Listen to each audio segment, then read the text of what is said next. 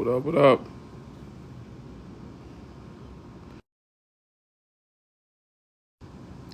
Come on in. Happy Malcolm X Day. Tap the screen when we get to 2K. We'll start letting people up. Tap the screen, tap the screen. We're just getting started, y'all.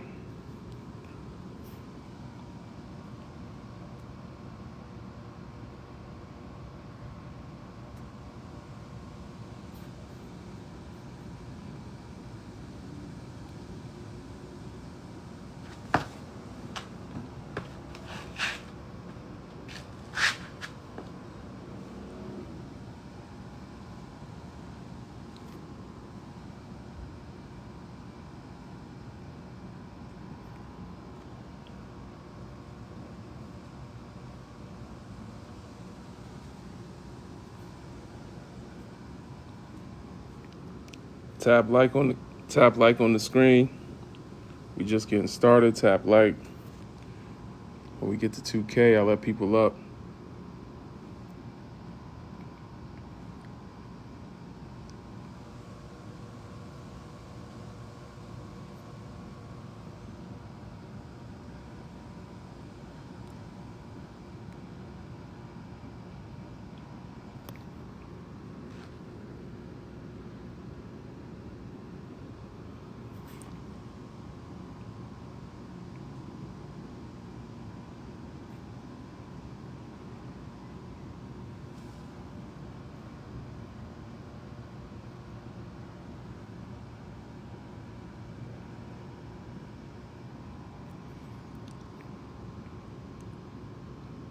Keep tapping, keep tapping. Appreciate you. We're just getting started, everybody. You can answer the questions above me, down below in the comments.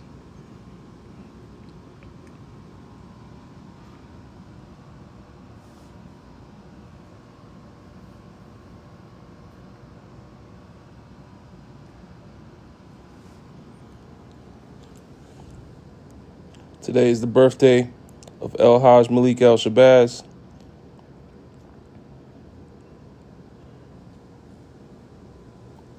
How many of y'all know who that is?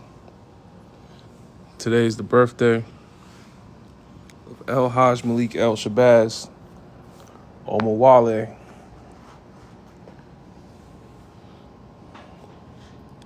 Absolutely. We the children at the end of the movie. We the children at the end of the movie that said, I am Malcolm X. That's us. That's my generation. That's us.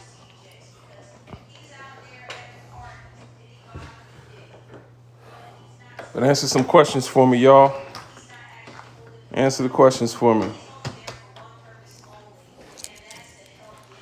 Detroit Red, absolutely.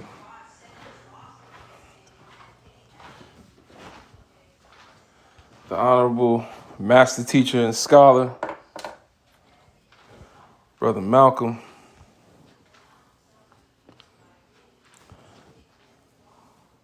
That man had a lot of integrity.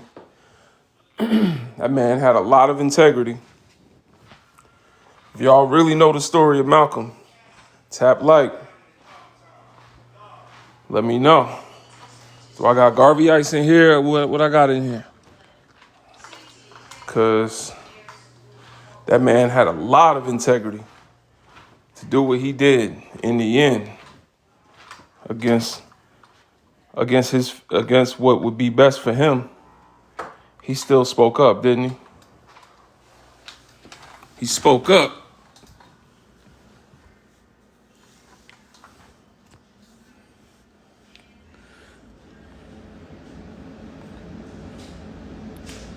All right, so I'm reading some of these answers. What y'all down here saying yes to? What y'all down here saying yes to? I need to know. Atia, I want to know why you say maybe. What's happening down here? Is it wabbit season? What's going on down here? Y'all swimming in the milk in my comments? Free Congo. Absolutely. I don't know if y'all saw the news out of Congo today. Whew. It's a lot going on with the brothers and sisters over there. Free Congo. Free all our brothers and sisters on that continent. A lot of people, when you talk about what our people go through, a lot of people will tell you, well, people outside of our community will be quick to tell you to go back to Africa. Yet you'll be surprised to see on the plane back to Africa, it looked like you're on your way to a hockey game. You know, the people on the flight might resemble hockey fans. You know what I'm saying? Might look like you going to a golf tournament. Peace, brother Detroit. All cultures should be shared, not appropriated, but shared, says the colonizer. Says the colonizer.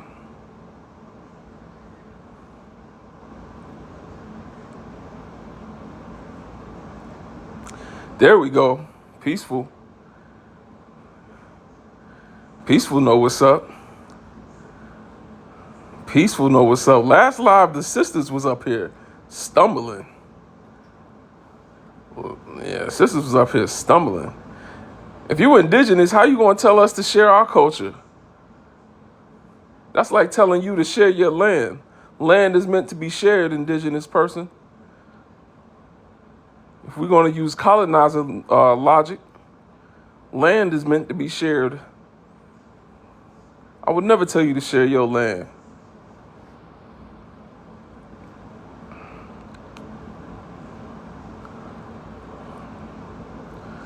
Anybody non-melanated can skip the first question. Anybody non-melanated, anyone of non-Bantu descent does not have to answer the first question. Beauty plus the size, peace. Absolutely. Shout out to Beauty plus the size and our sister Peaceful for those responses.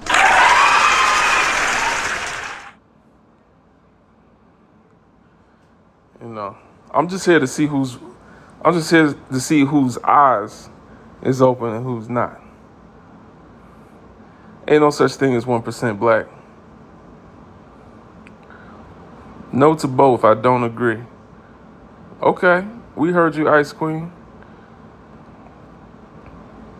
I don't know why your name is Ice Queen. If you saying that, then you the Fire Queen or something. You know what I'm saying? Queen of the sun. We out in the sun. We ain't where it's cold and icy. You know what I'm saying? Some of y'all ice dwellers coming up in here talking about all culture is meant to be shared. Can I unshare culture? Can I unshare the fact that that I'm speaking English? Can I unshare culture back to when my family still had the original customs and names and traditions of my people? Can I unshare culture? Because the same people that's telling me culture is meant to be shared seem to look like the same people that forcing people to share culture they didn't want to be a part of in the first place. The same people that's telling you culture is meant to be shared is the reason you speak it in English, French, Portuguese, Spanish.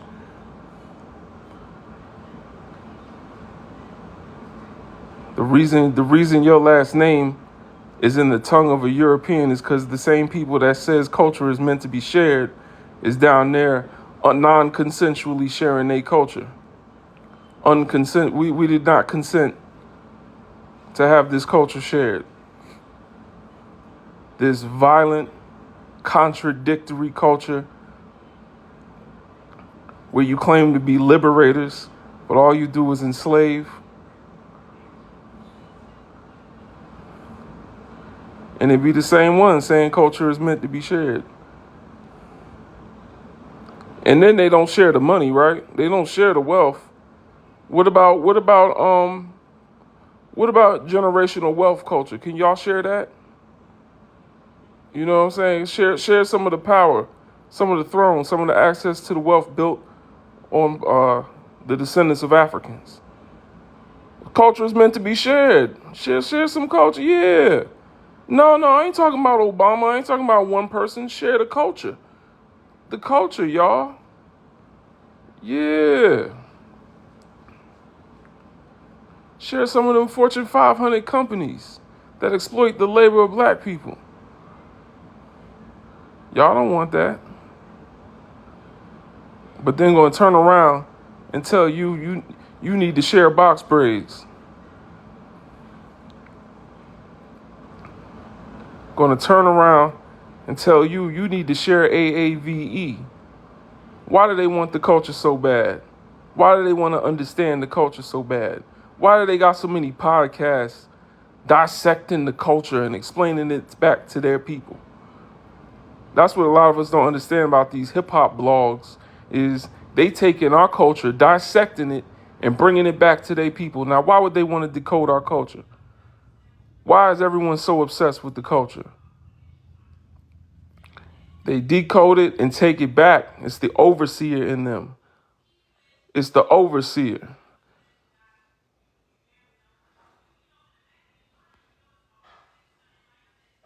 Unless the people up here.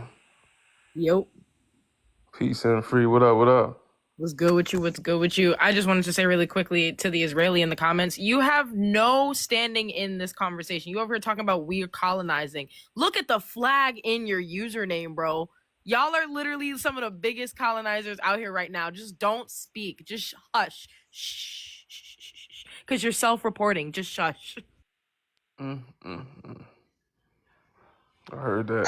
Hello, bro. Hi, multi-topic. Give us your age, race, and pronouns.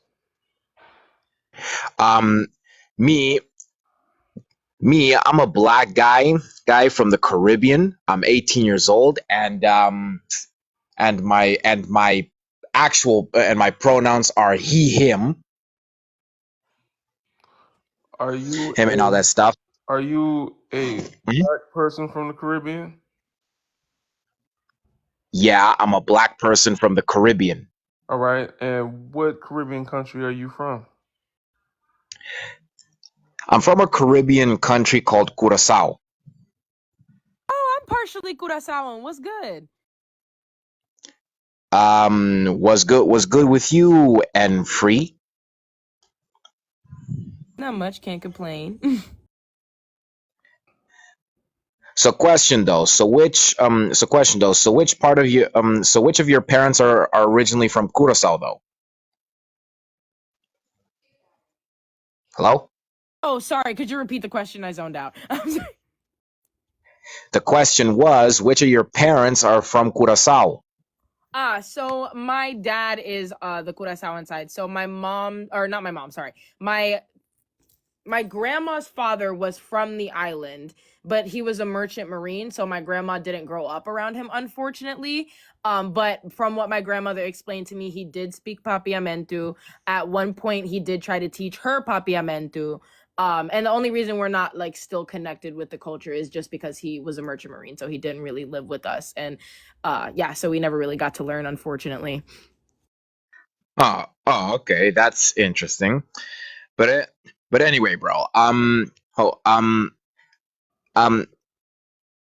I was watching a video I was watching a video of yours, bro, where you were like talking about like stop looking for the promises in in the race of the oppressor or something. Then I was literally like I was literally like looking at the video and I was like, bro, it's literally 2024 and we still talk about that. Like I mean, bro, that's getting old. Seriously. Yeah. See, Yeah. like I mean, I know there's still, but I know there's still racism in the world. But at the end, those people that basically do racism, they basically have to grow up in all that stuff. Yeah. And just understand that relationships should not be about the race of the individual. It should be about, well, it should basically be about whether they're good with God or not. Who's God? Right, that was my next question. Who's God? And as in, like, The which crea- God are we talking about? I'm talking about the one true God, the God that they talk about in the Bible. So that's not Okay. the only God, and that's not the one true God. That's just a God from a religion. Well, A the God religion of taught to you. Christianity. A religion taught to you through violence. Excuse me. So religion taught to you through violence. The religion that you're talking about, as a Black Caribbean man, you should understand the context of which your people were introduced to that religion. Okay, Especially and in you better under. Okay, look. Hey, look, at the end of the day, the white people that forced Christianity on the black people back in the day, hey, hey, when they were basically using Christianity as a justification for occasion for enslaving people, obviously they weren't truly, obviously they were not really representing the true Christianity, because I mean so many people nowadays basically will be like, it's a white man's religion. That's obviously lies. It came from Israel. Well, no, it came from the tribes of Judah, which predates Israel by, well, first of all, Israel never really existed as a state. It was always just the tribes of Judah. But Um, hold on, the specific version of the Bible that was used to carry out colonization was the King James version. And many Christians, including Christians at a high level, like priests and overseers and things like that, would consider the King James version of the Bible the truest version of the Bible, even though it has the most alteration from European kings. So it's not that we're saying Christianity in and of itself is a YT person's religion. We are saying that the version of Christianity that is most popularly worshipped, or the King James version, is a YT man's religion, specifically because it was altered by European kings over and over and over again. Now, if you want to talk about the differences between Hebrew text and the current Bible, I will talk to you about that all day. I love talking about that. But if you're talking about the King James Bible and the King James version of Christianity, then that is what is considered today as the truest form of Christianity. okay, listen, about the part where you were saying that Israel never existed as a state. It obviously existed as a kingdom. It existed as the kingdom of Israel. But it didn't, No, it because did. they It were not did. considered a kingdom. They were the tribes of Judah at the time. Yeah, it was like a lineage, ethno religion. Exactly. And there were also, in order for it to be a kingdom, there has to be a monarchical ruler as well. And there was no real king of Israel. So you can't, even if there There, was a set community or a settler community, you cannot call it a kingdom, because the leadership roles were not the same as a monarchical system, which is what it listen, truly listen, is. listen and free. Well, listen and free. Israel was a kingdom, and its first king was Saul. Right, but it was not originally referenced as a kingdom. Even if there was a king, it was still considered the tribes of Judah. They called themselves the tribes of Judah, not the kingdom of Judah, the tribes of Judah. And in the original Hebrew text, there is mention of that. Okay, It okay, started in North Africa. but Israel existed before Palestine. That's That basically is the true. truth. Israel was Palestine. They're the same thing. Okay, look. Not you trying Here's to the thing. justify colonization. I am not trying to justify colonization. I'm basically telling you the truth. That's The truth is Palestine only came into existence since when the Roman Empire invaded the Kingdom of Israel. That's basically facts. not entirely, because the thing is that the name Palestine predates the name Israel, right? And so on top of that, both the whatchamacallit, both the tribes of Judah that were in that area as well as the other Semitic tribes that were in that area coexisted. So you cannot say that Palestine didn't exist when the name Palestine in and of itself predates the creation of the word Israel. Okay, Because okay, before but it was look, Hebrew or the hello, tribes of hello, Judah. hello, look, look. I'm looking. Before okay, look, My before keyboards are Palestine open. even existed, before Israel existed, that It was the tribes of Judah. that land used to be called Canaan. It used to be called Canaan, Right, and is inhabited by who? it was inhabited by the Canaanites. Right, but what were they called outside of the Canaanites? What were their tribal names? They were called the Canaanites. It's Right, they simple were as that. called the Canaanites, but they belonged to a specific tribal group that wasn't called Canaanites. Yes, they were called It was Canaanites. I'm not saying that they weren't ever Canaanites. I'm saying that there is another ethnic group that they were a part of, and that was not called Canaanites. I Right. mean We're deep it, into and way off topic, y'all. to be honest, All right. Yeah. We're way off topic. We gotta bring it back. We gotta bring it back. Don't come off mute when we put you on mute. Hold on. Because we're getting way off topic. I feel like I'm in Bible study. She ate it Definitely. up though. You know what I'm saying? Sorry, dang, my bad, Infree. So Good. what is your answer to the questions up above, multi-topic, please? answer. What is my answer to the question? Mm-hmm. Um, I basically think. Well, I basically think that the real. Well, I basically think that the real black culture is somewhat.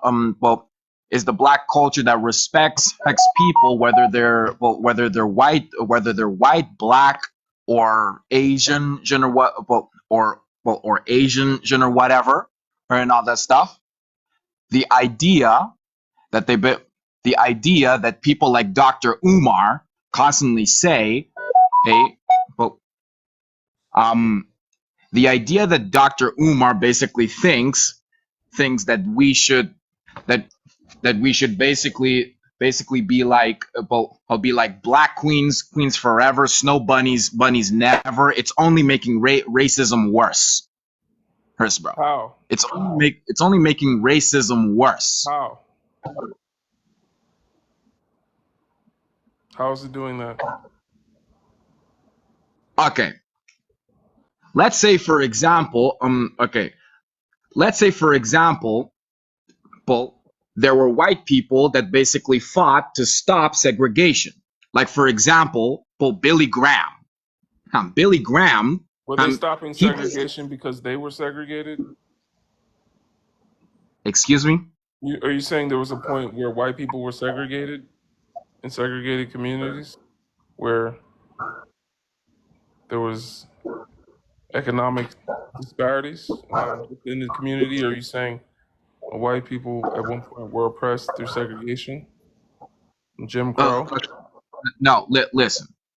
What I meant, what I meant was the system at the time was basically influenced the races to basically separate themselves and put them into different areas because where they All basically right. Hold on, because you're going to go off topic again. So, like, are you saying that racism will get worse for black people, or are you saying racism will get worse for the like white people? Like I'm trying to understand. Okay. I'm basically okay. Look, I'm basically gonna tell you this. Yes, racism. Well, racism right now. How right now more white people will basically respect, like, of course, people of different color. But okay, What? nowadays, um, nowadays you basically have people, well, you basically have black people, will of course basically be racist, but of course with no filter and all that stuff. That's basically the thing. That's Can I basically the ask you a thing. question? Can you name me 5 cases I can go look up of black people being racist to white people, where they've lost their scholarships, got kicked out of school, or got expelled, or someone lost their job that was black? Yeah, like I'm trying to like other than hurting their feelings, multi-topic, I'm trying to get to the part where you actually explain like, you know, discrimination in the workplace, economic disenfranchisement, mass incarceration, police brutality. Like when are you going to get to the racism is going to get like how is it going to get worse? Like Okay, here's the thing. You want to know why I you want to know why people constantly say that black people are the ones that commit the most crime in America is because most of the They're racist. time some of the well, is that's not because even most of true, multi-topic. excuse me. Show us your forehead. Not the forehead, please. His profile. Can Do Yeah, you you know? turn on your camera and show us your bro, forehead? I am gonna show you my forehead, bro. I went on his profile. It's a whole bunch of black. It was more black guys. All right. Multi-topic. We're gonna move on. You a little in over your depth in this room. Um, but you and your forehead have a good night. All Thanks. right. Christian Polium, give us your age, race, and pronouns, please. I'm 19. My pronouns are he, him, and my race is black. All right, talk to us. For the first part of the question, I do believe that black culture is meant to be shared. I believe that it's already being shared, and a lot of people want to ride that wave. But I do believe more credit needs to be given when it's due. And as far as interracial relationships, I don't really have a problem with them, but I do understand certain people's mindsets on it. Some of it makes a lot of sense, and some of it I do think comes from a place of being hurt and, a lot of things affecting black people in America. But I do believe that it shouldn't affect our relationships. I do believe that. So, how come you never like turn on a stove all the way up and put your hand in the flame? Because you know that will hurt, right? Hmm. Would I say that if I told you to go put your hand on a hot stove right now, would you do it? Obviously not. So you learn that through pain, right? Hmm. So, you know, sometimes what you learn in pain and how you react could be so that you never end up in that same position again. You know what Very I'm true. saying? But as far as black culture meant to be shared, I know that's kind of like a nuance. There's a nuance there depending on your interpretation of that question. Hmm. Some could say black culture can't control whether it's going to be shared or not, and it is that's just a fact. Like if you look at hip Yeah. hop today, we can't control whether we share it or not. Every time we try to cancel even somebody problematic in our own community, if they already have a white audience, the people they're just the white their white audience will continue to support them, and whenever they do something, they'll say it's black culture. They work Yeah. for a white record label, a white production company to make movies, white writers write their scripts, white producers making their music, like So I could see that point, but the culture itself, from the perspective of our people, was not meant to be shared. Because our culture was crafted. just like getting your hand burnt on the stove can teach you a lesson. Even though it was painful, um, our ancestors created our culture with intention to survive their conditions. For those that benefit from making those environments hostile to where they needed to survive, those descendants of those, people that created the system that oppressed them, for them to take part in that same culture, that's like me breaking someone's leg, and then because they wearing a cast, I'm gonna make some boots that look like a cast on your leg, and I just think it's cool. We're sharing culture. I shouldn't even say a cast because they've done nothing to repair the damage done to our people, but they'll use the culture created from this hostile environment that even today rewards them for not being black, and then Very true. you know what I'm saying? It's like if we're still going through an oppression, it's like someone got you locked in the basement and you're screaming all the time, and they say, you know what, I'm gonna make beats, I'm gonna sample your screams. We're sharing culture now. It's like, no, like that culture, especially hip hop, started out as those screams, like, waking people up to, what's going on with black people. So that's the thing about, so that's just two sides of the same coin. Like, to us, I don't think it was ever meant to be shared, but it's also not up to us if it gets shared or not, because it was crafted in an environment where we only have limited control. I think it's a way that people look at it. We didn't have black people ever share anything. Everything has been stolen. And I think Tia said it best, is like black people have always been productive and given some form of production. And we're only thing is that you look at 2024, you're not seeing the production, or you're not reaping it, because YT people, everything that we've done, all the work and labor that has been done has been given to their communities. So our communities look the way they look because we have never been able to give that work and time and energy and effort to our community. It's been stolen. And I would inquire anyone to say, YT people, what exactly are they sharing? Every other group has some form of culture, but what exactly are the YT group sharing with black people? Very true. They will fight to share your bed.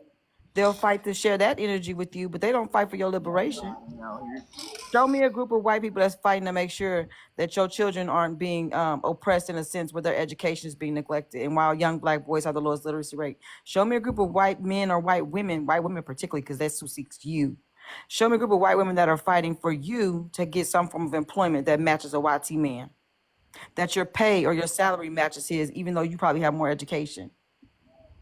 Go do that, and then you come and talk about black people. It is not a bad thing. The only thing that you have really in society today to wedge or to weigh out is a relationship. And you're telling me you're ready to give all that up, one of your most intimate things that you can share, to a group of people that still benefit off your oppression.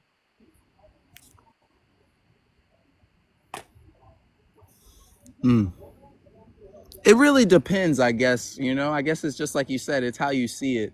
Because I mean, I can say personally, I do know certain people who, like, I get what you're saying, but I do know certain people in my experience who are trying to help me and trying to make me become the best version of myself that I can be. Now, I can't speak for everyone, and I do know that there are disparities within our community that hurt people every single day, but I'm trying to make the best out of a bad situation, as I assume everyone else is trying to do.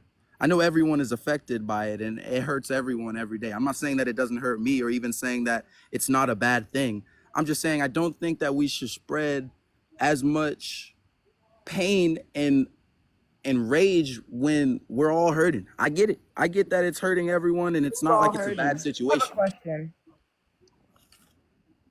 Who's All right, actually? Oh, go ahead. I'm sorry. Frosted Flake got a hand up. That's Lala. That Yes, Lala. Lala. I'm like, y'all can't tell, but it look like you. What up? It's me. Me. Yeah, go ahead. What you gonna say? Just let me know whenever I can talk. All right. Ask him who's hurting, because I can give him 3 cases for 2024 of young black boys who've been unalived by their YT friends and counterparts. And I want to see where you can find cases where black children are doing the same thing to white children. So I want to know who's hurting. It's sad that you're equating what Black people not have only experienced historically, but are experiencing present day, and you equate that to everyone's hurting. There's a community that's benefiting off of your pain, and you are not reaping any of those benefits. Right, absolutely. And that was going to be my question. Like, who, not only who is hurting, but who has historically been the one doing the hurting, right? Because it wasn't us. And even when it was us, it wasn't of our own volition. The harm that we've been forced to inflict on others was just that, by force.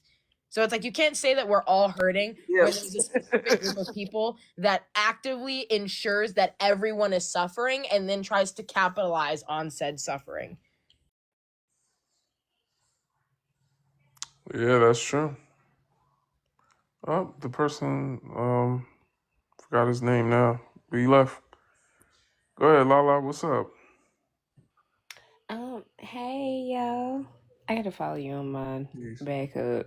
I'm not gonna do that now. Yeah, I go down topics pretty quickly. Is Black culture meant to be shared? Absolutely the freak not. Totally, dude. No. Culture is not supposed to be shared. Leave us alone. Should we support interracial relationships? I know that my sister is in one, and her YT counterpart cool with me. He alright with me because he done did the work, and he continues to do the work every single day. So he alright with me.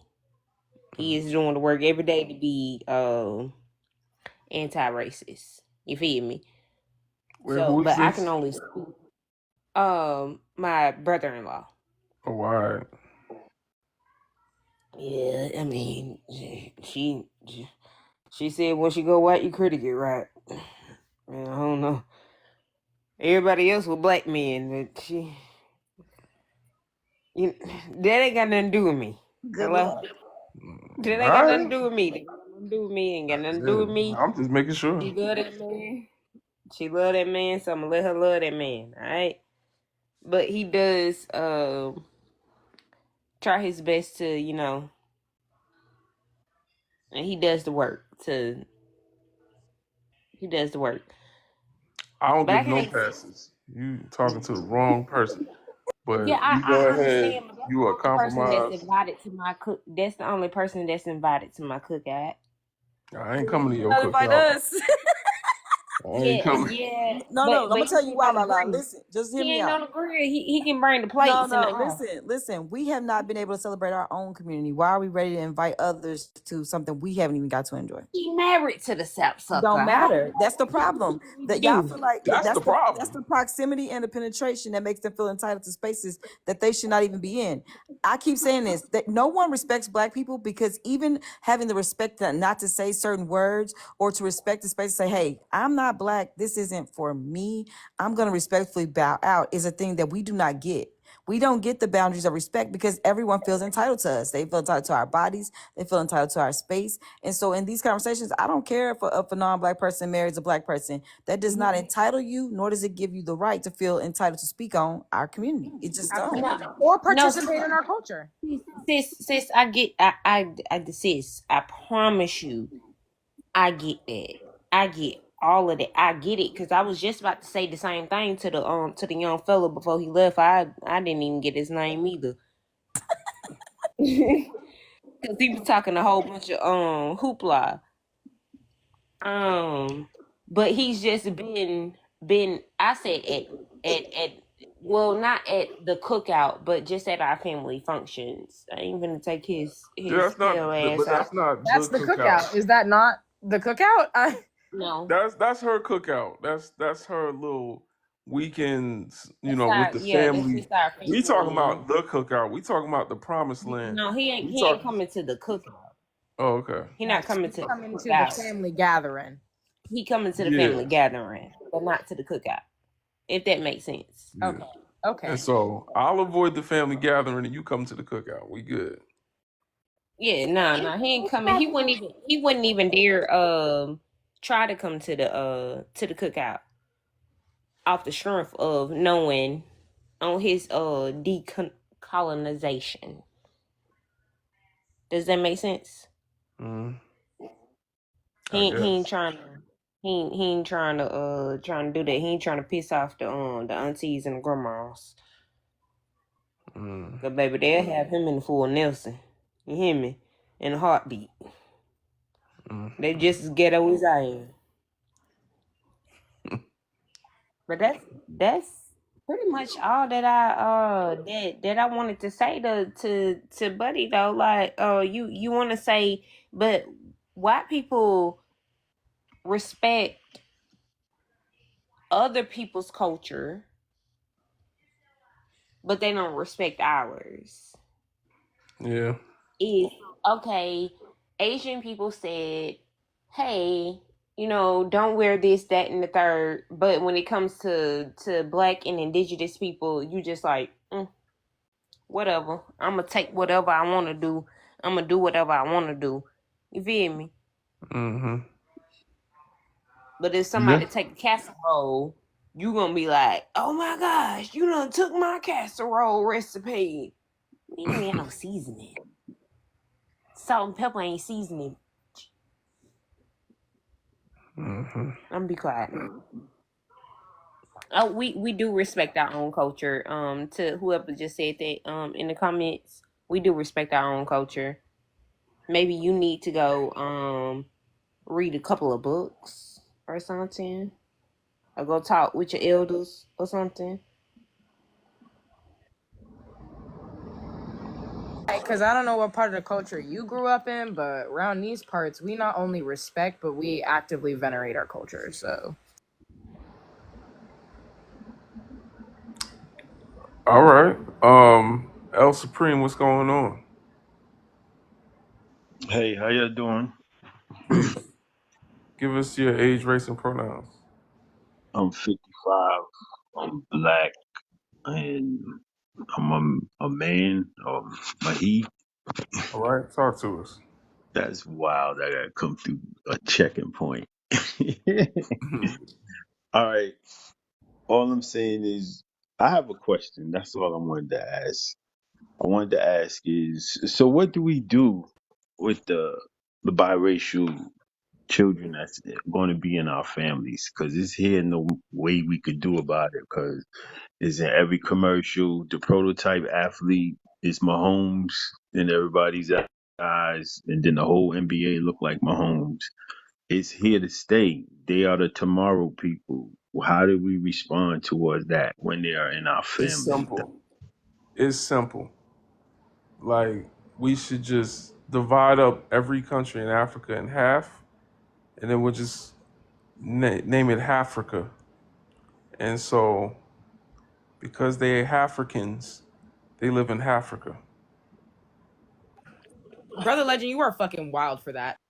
And we'll do the same thing everywhere. Like, even in America, But then we we'll have put it. little African Americans, and So what about they can have their own flag. It'll look like the yin yang symbol. And I don't know. This is just my visions of a brighter future. Halfanese people. Some of them with the snow dragons are they're gonna be Halfanese. Can I answer that real quick? What's that?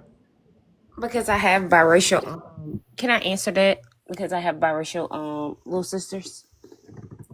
Okay. If you don't mind. Yeah. I It's mean, how you identify. If they want to be black, then they gonna be black. But if they choose to say that, oh no, I'm black and white, I'm this, I'm that, da da da da da da da. No, if you're gonna be biracially black, then you gonna be black 365.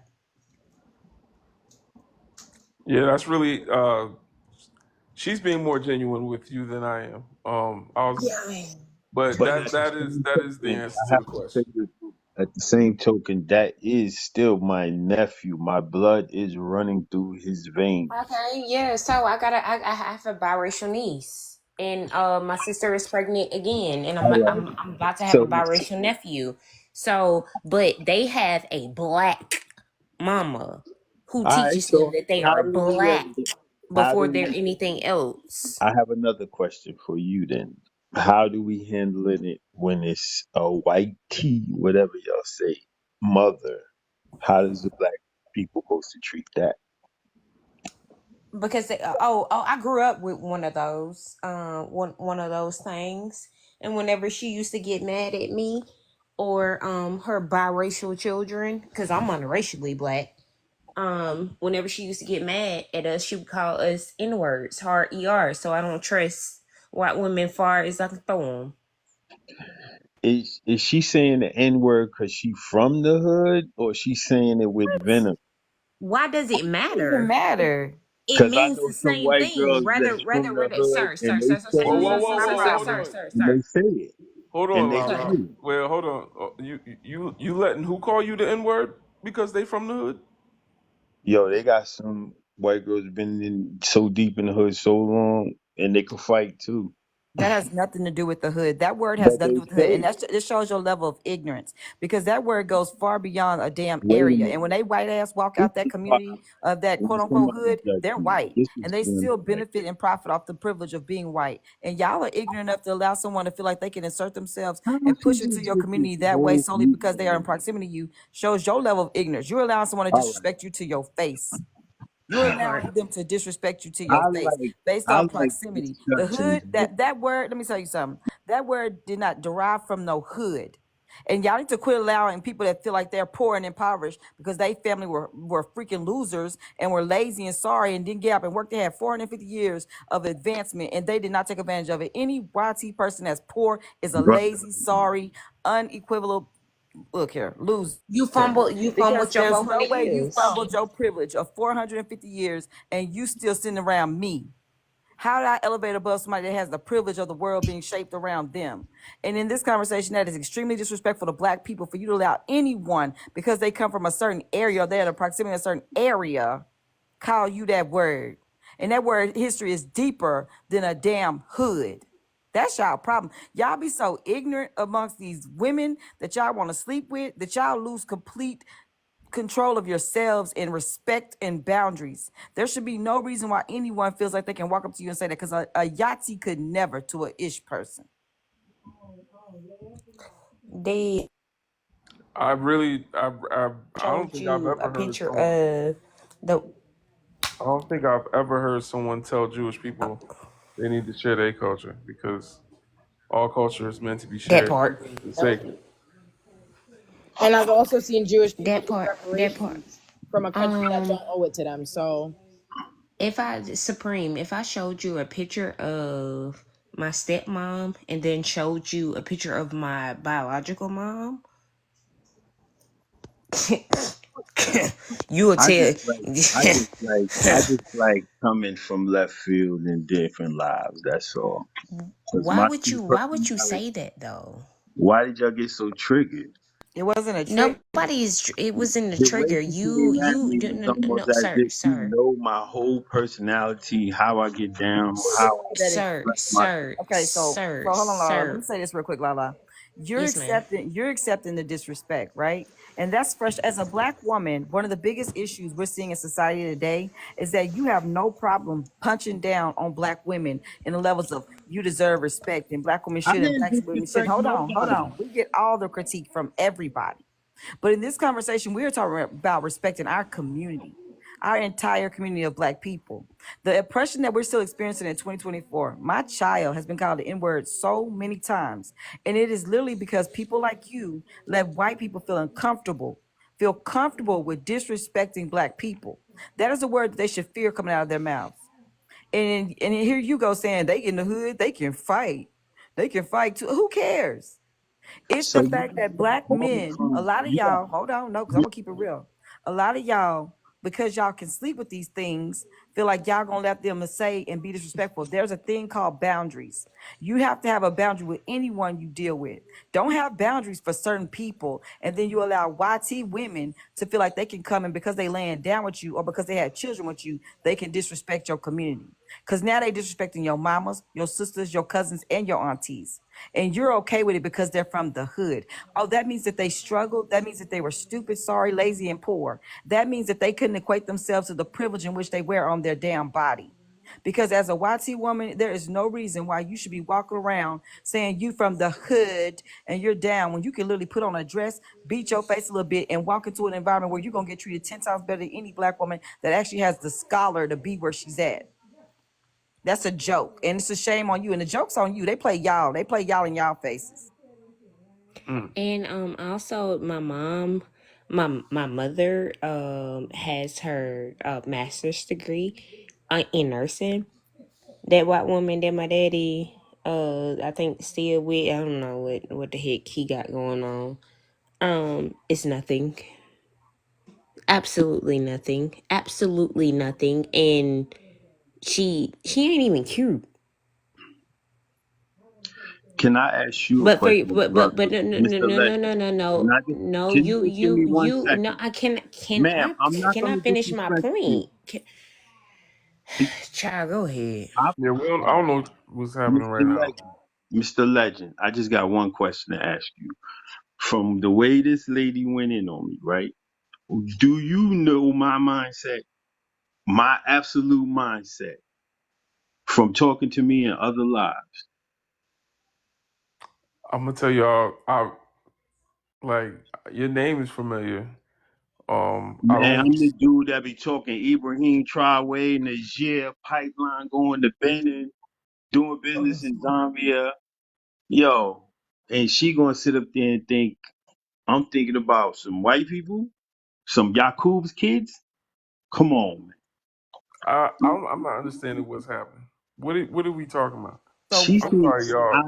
somehow I get the feeling that she thinks that I'm down with white people and I'm rolling it with them. don't matter if you're down. You said out of your mouth, and I quote, "They're I from the was trying to hood be and they funny, can but it fight." went Sir, left. listen, no, I was no, trying to be listen funny, to but what I'm it went. saying. Hold on, respectfully. You said out of your mouth, "They from the hood and they can fight too." You approved of them saying it.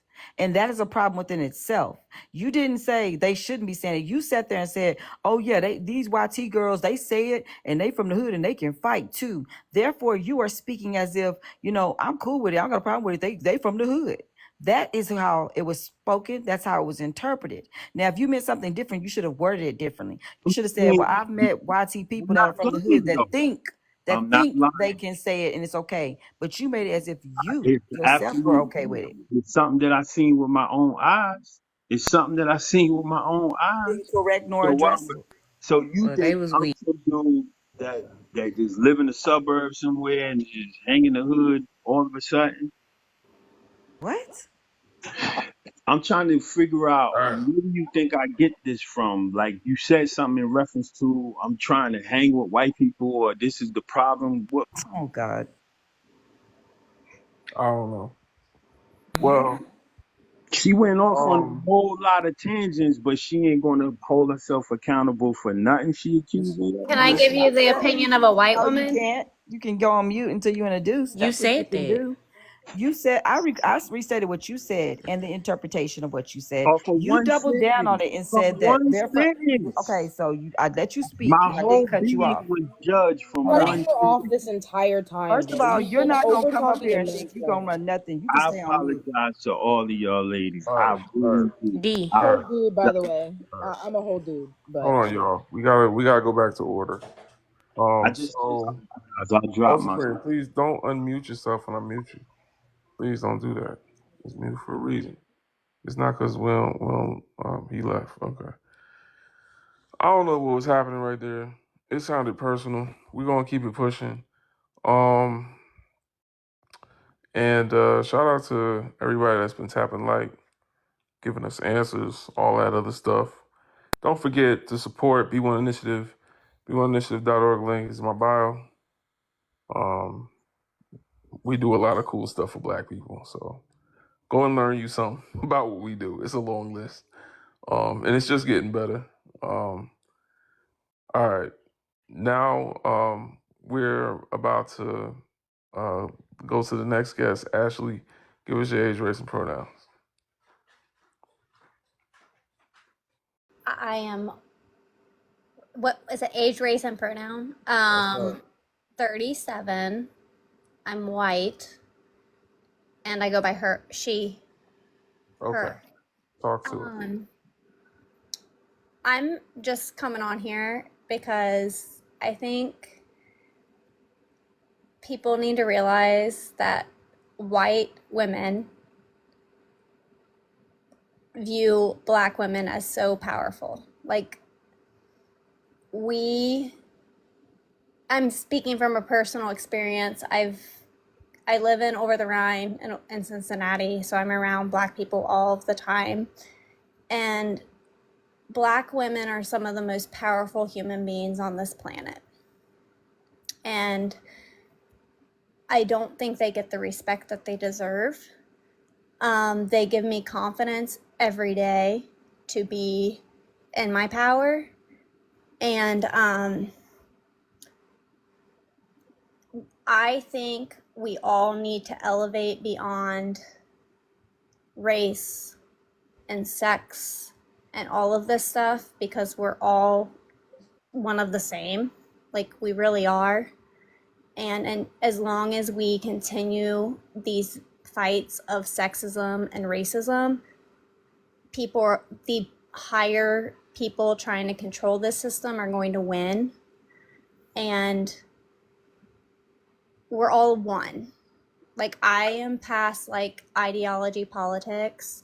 We need to respect each other. We're all coming to the plate or to whatever it is with the tools that we've learned, and we need to learn how to refine those versus trying to harp on where we have gone wrong.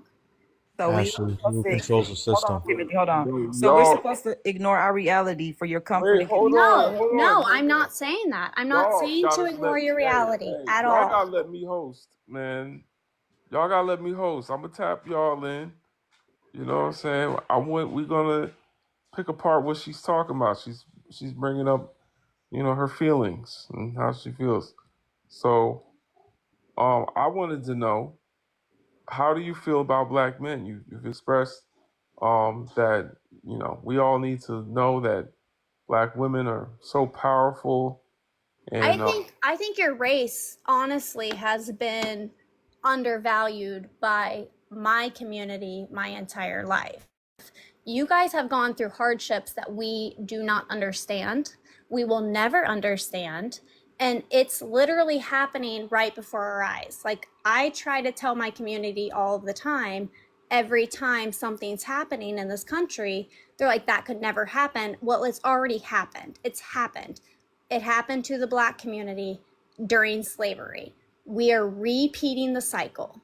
So I am trying to be an ally to both genders of your community, to my community, on how to express where you're feeling. I get where it feels like a white woman is coming to take, and I've had black men interested in me, and I tell them, my problem is, you're a great guy, but so many good guys exist in this world, and fundamentally I feel like our biases, whether we want to acknowledge them or not, we want to procreate with our race.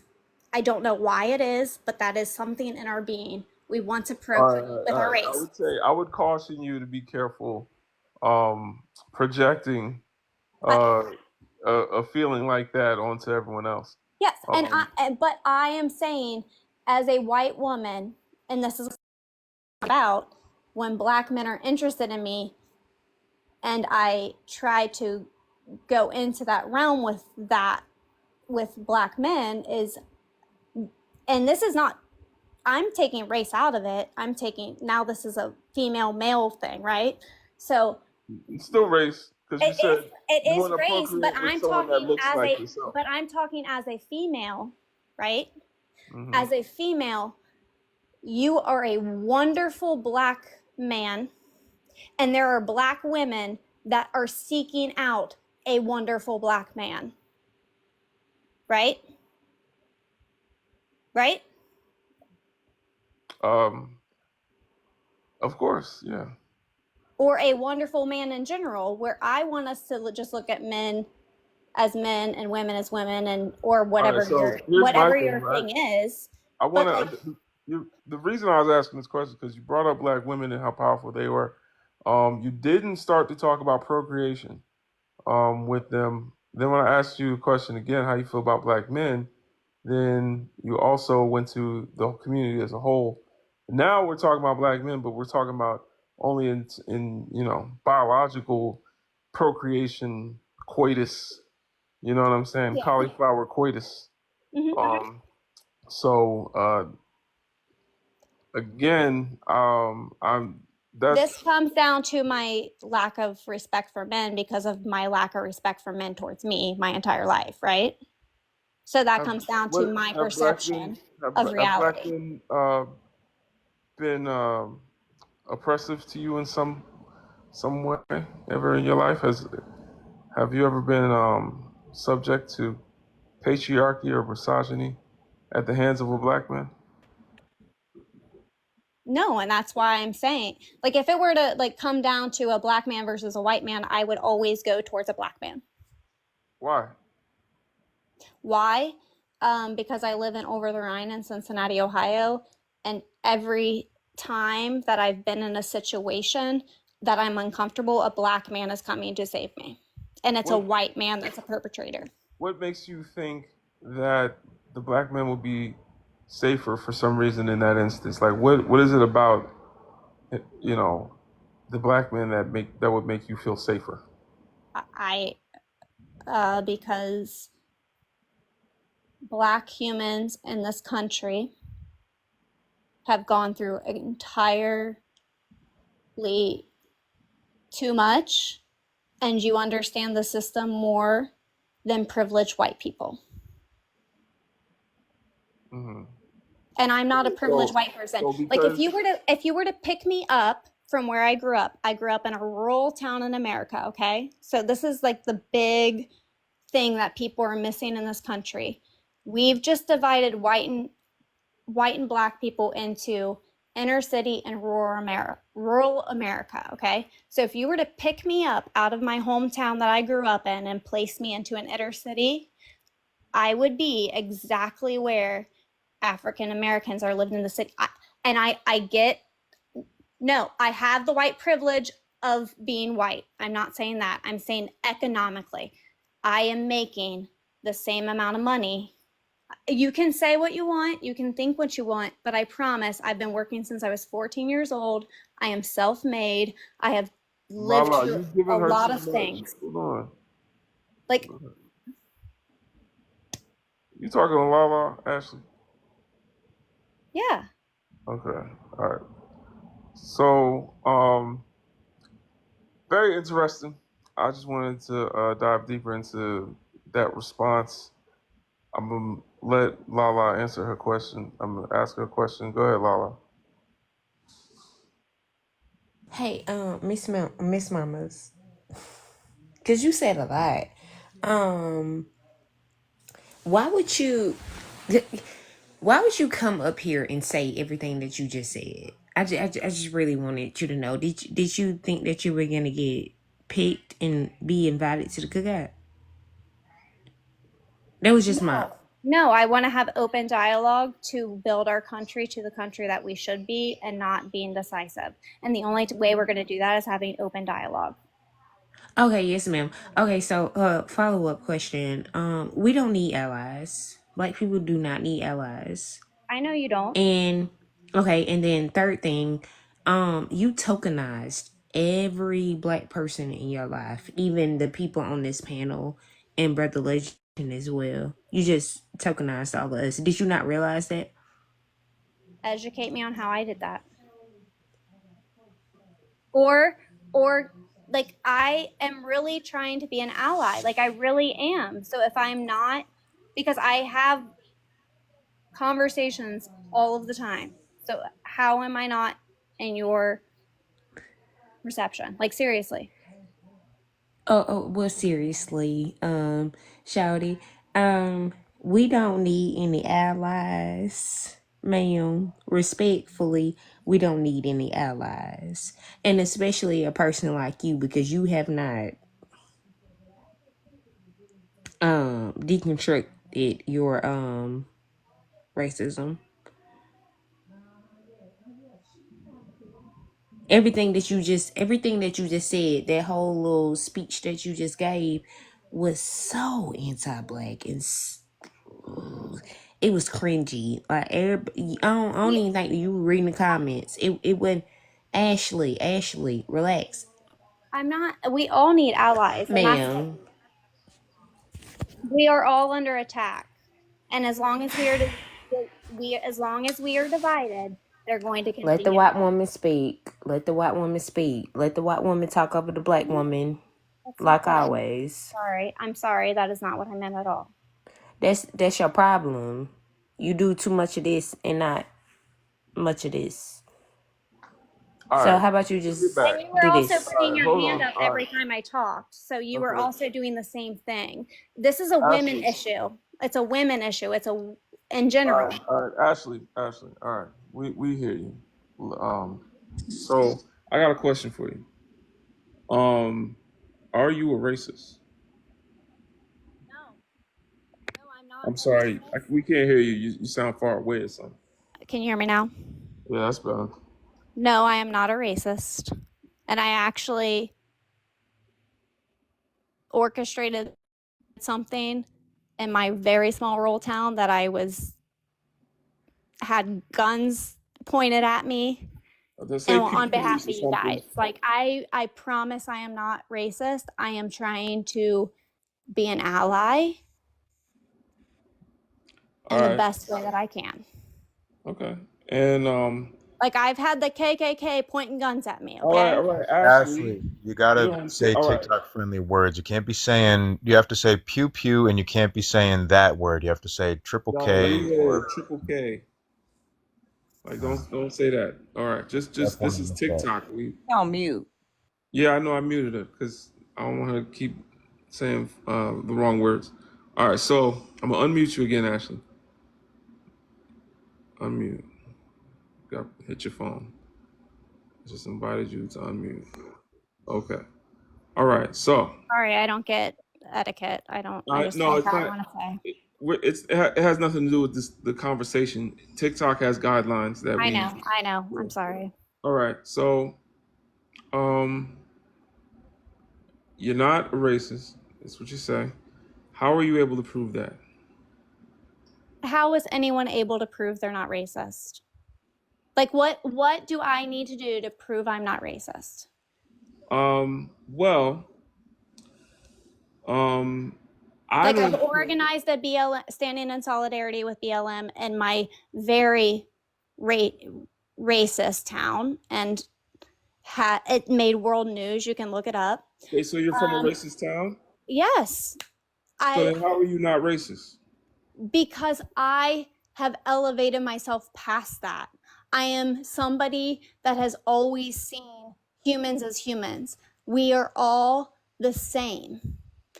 I was raised that way by my family. You can be raised in a racist town. And yes, I had racist tendencies Did you as have I grew racist up. parents, racist family No, members? no. And I put it point blank. Anytime I hear any type of negativity at this point, which the BLM movement is what started this journey for me, where I was like, when somebody says a negative thing towards a Black person, I have to call it out. And since 4 years later, I'm Calling them out doesn't extrapolating help. it to we are all humans and we just need to call out when there's bad behavior in general. Mm-mm.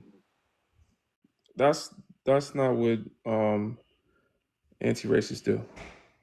But I hear you. That's No, what you think I makes me anti-racist. no.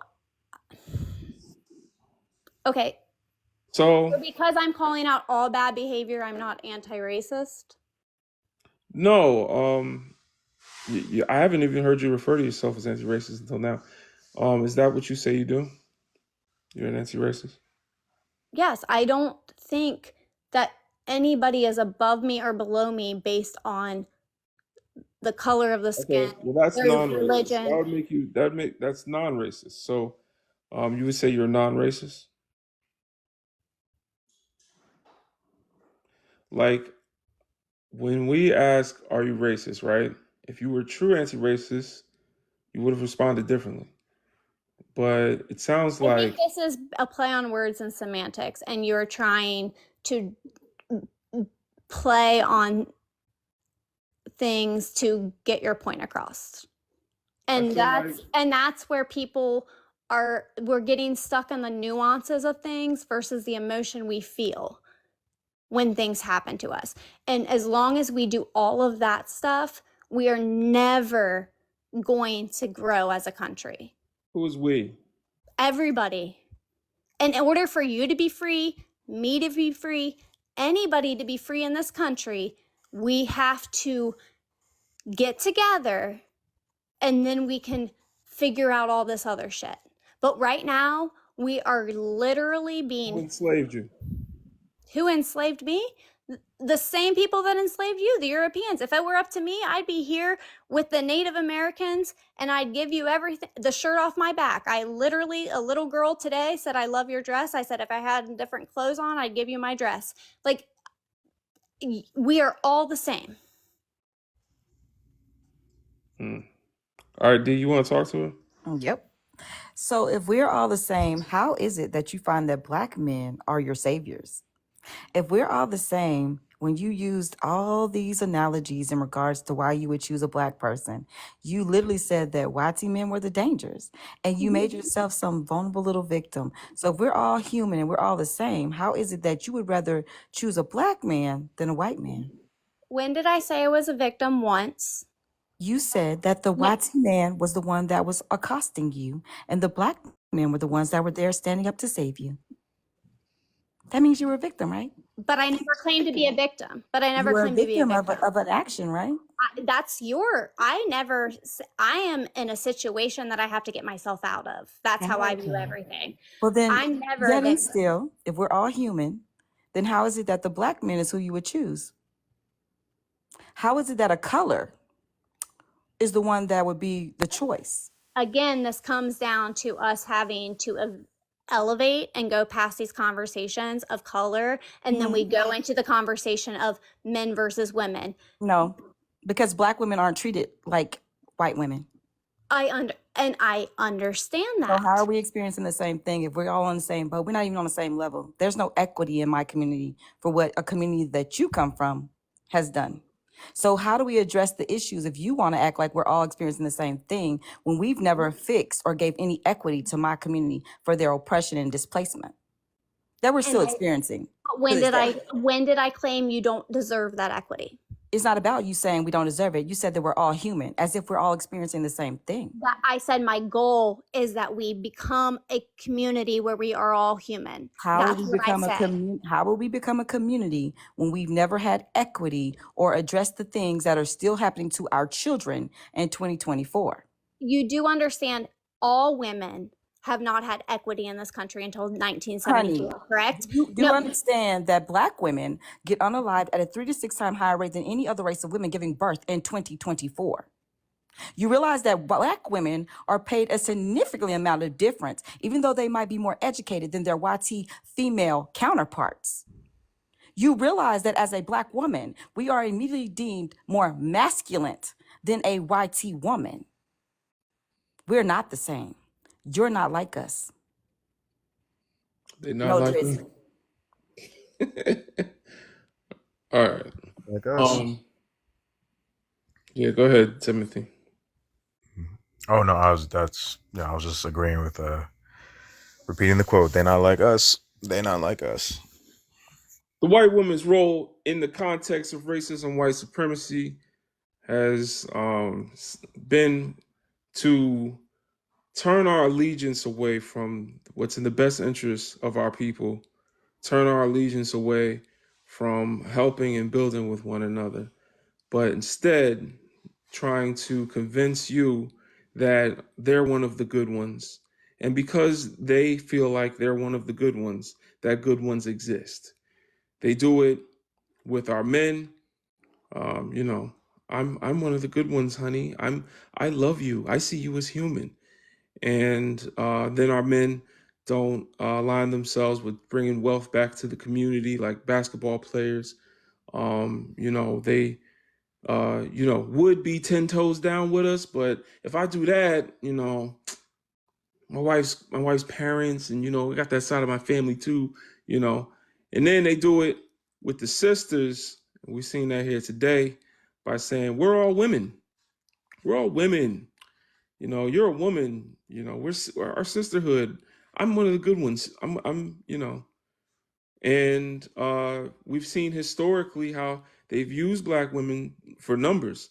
There was no march on Washington. There was no women's march for 100 years of medical racism or longer.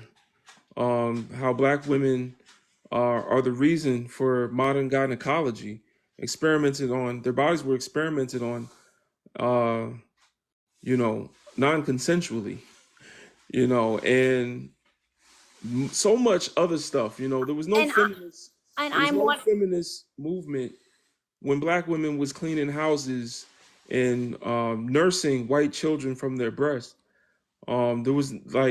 There was no feminist movement when white women were comfortable. It wasn't until white women had to start cleaning their own houses, nursing their own children, which they don't know how to do because for 400 years they didn't have to. And cooking. All of a sudden, we start getting dishwashers and washing machines because white women are now trying to figure out how to wash clothes. They still can't cook, a lot of them, but that's another story. You know, there's a reason Aunt Jemima was on the pancake box and not Aunt Karen. So the only time we've seen fostered female women align themselves with our sisters is when they have something to gain. Um, and that's, that goes all the way back to Sojourner Truth and Seneca Falls. But then we can move on to the children. What does the white tea woman do to disarm and turn the allegiance of children against the black community? She has children with a black man and tells the child, you're not black or white. You're biracial. You're mixed. Because they refuse to acknowledge that the child will be seen in the world as black, almost as if she had nothing to do with it most of the time. So But isn't this what you're just saying feeding into the further divide of our Nope. cultures? No, it's not. He's just talking the facts. and there's books on everything I'm talking about. But we can get into that. If y'all want to know more, the ISIS papers, Dr. Frances Cress Welsing. That's also why when I asked her how she felt about black men, she brought up procreation.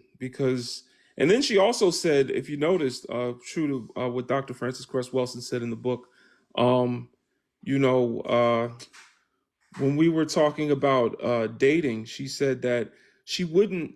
She said, black guys came around at some point, but she said she wouldn't procreate with them, because at the end of the day, they want to procreate with people that have a similar phenotype because they are afraid that one day there will be a world that doesn't look like them anymore. That's what the browning of America is supposed to be about. This is what they're afraid of deep down. There's an insecurity there, an inferiority complex that they have, that they hold so much of their identity and self-esteem is wrapped up in a phenotype, a skin color that no one outside of their community give a damn about. But they care so much about it that they've created systems, laws, fought wars, have subjugated people to all types of manner of evil that the world has never seen before in mankind's history, because they are so afraid of what black men hold between their legs in the ability to wash out recessive physical traits. But we're gonna go on. If y'all want to know more, some of the books I was mentioning, again, Dr. Frances Cress Welsing's The ISIS Papers. I'm going to go to the next guest, Anna Cat. What's going on? Give us your age, race, and pronouns. Hey, can you hear me? Yeah. Okay, sorry. This is my first time ever going on a live. So, my name is Anna. My age is 51. My race is white. Pronouns she, her. All right. Thank you. Go ahead, talk to us. Yeah, I just came on here and I was listening to what Ashley was saying, and I just felt embarrassed. As an older person, 51 is not young. I've lived a little, and I know I don't know everything, and I know I was raised by racist parents, and I lived as a white woman, so I don't pretend to know what it's like to be a black person. I just observe, see what's around me. I spent like 8 years living in Baltimore, and I learned a lot just from living there. I think I became possibly less racist by living there, I hope. But I know I have a lot to learn, so I'm here to listen and also, tell people like Ashley, listening is the most important thing you can do, and not lecturing people. But anyways, I'm here to listen, and I want to know what you guys want me to know. Define less racist. How did you know? Because I started noticing things that I had no clue about when I came from Orange County, California to Baltimore, which is like a whole different environment for a person like me, privileged white woman. And I became a nurse, and I was serving the general population of Baltimore. So I guess I just got more educated about how different humans are living on this planet and what it may be like, not that I could experience it, but I could observe what it may be like to be a black person in the United States, living under the oppression of racism, and how that affected health, how it affected mental health, how it affected financial health, everything. So I think I probably had some things that I just let slide before, like when my dad would make racist jokes. And as I've grown up and become my own person and, saw the world for myself, I saw how wrong that was and how ignorant. So I don't know, I'm bad at defining things. And where did you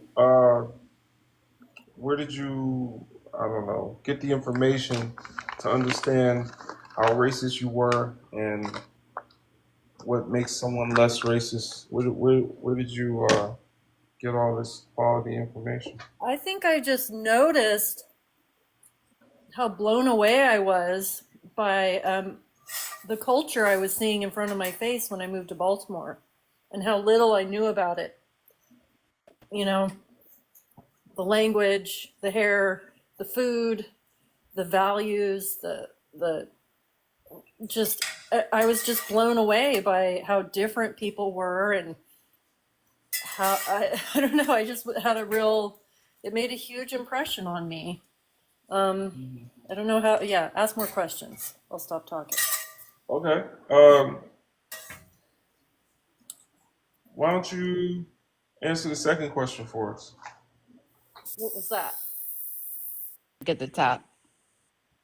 Oh, was black, should we support interracial relationships? That one? Mm-hmm. Yep. I mean, I kind of feel like it's not my business who's in a relationship with somebody else. And if they want to be in that relationship together, then I support it. I'm not like pro or con interracial relationships. I just think it's hard getting through life. Me as a single woman, like, man, I'd love to meet somebody that I could really vibe with and have a good relationship with. And I would hope that, If I were Bill Clinton and I had an intern like Monica Lewinsky, 19 years old, you know what I'm saying? And I wanted to squirt my mayonnaise all over her blouse and all that nasty stuff Bill Clinton was doing. Would you say that was an unethical relationship? Absolutely. Okay. And so what makes it unethical that a president would want to have relations with his 19-year-old intern? The power dynamic. The power dynamic. Would you say that's also um, a contributor to what makes, I'm going to say this a certain way, but I think you might get what I mean. P3DO file relate. Yeah, I got what you mean. The power dynamic makes it unethical. Yes. Would you say that racial oppression exists today? Absolutely. So then would you say that within context of racial oppression that does exist today, that there's a power dynamic between black and white people? Absolutely. So then would you say interracial relationships are unethical for that same reasoning? Well, yeah, I mean, if you're going to put it that way, kind of seems like it is. Like it's not going to be an equal relationship. Okay. Just some food for thought to all of y'all down there that want to know more about that particular take. It again comes from Dr. Frances Cress Welsing, where she did an interview, I think, in 1974 called Black Man, White Woman. Y'all can check it out. It's on YouTube. But, you know, thanks for being honest, because there is a power dynamic that makes interracial relationships inherently more hostile and dangerous for someone that's powerless to a system of oppression and someone else that is, untouched by that same oppression but benefits to some degree to the oppression of the person that they're with, So we see it with Jonathan Majors. Jonathan Majors was a actor that ran from a white tea woman like she was Freddy Krueger. And still, when the police arrived, after he called the police, once the police arrived, you see who the police were there to work for. Mm-hmm. Black man is in a relationship with a white tea woman. That power dynamic may feel like equality when y'all are both laying horizontal, which is funny because the equality symbol is two horizontal lines. But when they're laying down in bed together, they feel equal. But as soon as they're upright again, and the man walks into the environment, then there's a power dynamic there. I would also like to just add to those that are listening that your oppressor would never give you anything to free you. If a tiger was sleeping in your bedroom, would you teach that tiger? Let's say the tiger is sleeping in your bedroom in a cage. Would you teach that tiger how to open that cage? You might feed that tiger. You might make sure the tiger gets some water. Some of y'all, if you're nasty, might satisfy the needs of that tiger just to keep him happy and complicit. But you're never going to teach the tiger how to open the cage so that they can free themselves, empower themselves, and might eat you in your sleep. Might eat you in your sleep while you're sleeping. So the reason I bring that up is because when it came to voting rights, our ancestors were hosed down in the street and had dogs sicked on them. They had wanted to end segregation and whites only water fountains in restaurants. They sat on the countertops and had food poured on them and spit on. So when it came to segregation and voting, that's the kind of pushback we got. Interracial marriage is not legal because we had to do anything. There was not one march to start interracial marriage. That's something that was given to us by the same people that put us in a cage. Loving versus Virginia was because a white tea man with the power dynamic that exists thought he wanted to have a relationship with a black woman. So they had the court case in their court, a jury of his peers, and decided that they were going to support interracial marriage with no pushback. So just remember that as well, that your oppressor will never give you anything for free. And it's very telling what they are willing to give you. They will fight for interracial relationships before they fight to end systemic oppression. The coldest, what's going on? Man, I'm over here in your comments fighting for my life because I don't know what the hell is going on. Um, Yeah. what's good? It's Peace. me, Winter. No, for real. Because some people are saying some things that are just so stupid and so gaslighting. I know. It's 2024. Black people are no longer sitting for the gaslighting, the manipulation that is done when we're speaking the truth. And you guys just don't want us to. That might have worked before, that we're all in this together. We're all women. We're all human. I don't see any color. Maybe that worked before, but now we just are extremely apologetic. Please don't turn on the crocodile tears when we start saying what we feel about certain things. Don't try to switch it to something else. You cannot lie about history because it's being open and revealed. And to answer the first question, is Black culture meant to be shared? Fuck no. Because every time we share it, every time it is given, we don't get credit for any damn thing. It's capitalized. It makes companies. It makes jobs for other people. Our culture is personal to us like anybody else. And it's funny that the only culture that they have a problem with being pushed out of is the Black culture. And like, give us some time. Like, Black people, we are fucking tired. We are tired. We are tired. It's like being in a shitty ass relationship where you're just continuously gaslit and you're getting the half end of the stick and your partner doesn't see anything wrong with it. That is what it's like to be Black in America. We are fucking tired. Fucking Cools or whatever your name is, if you don't, even when it comes to Black women hairstyles, yes, I hate to talk about this topic, but I'm gonna get on this topic, right?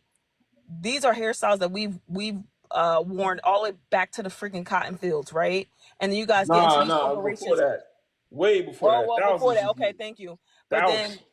then now, you have corporations and fashion industries making money off of this, making money off of it.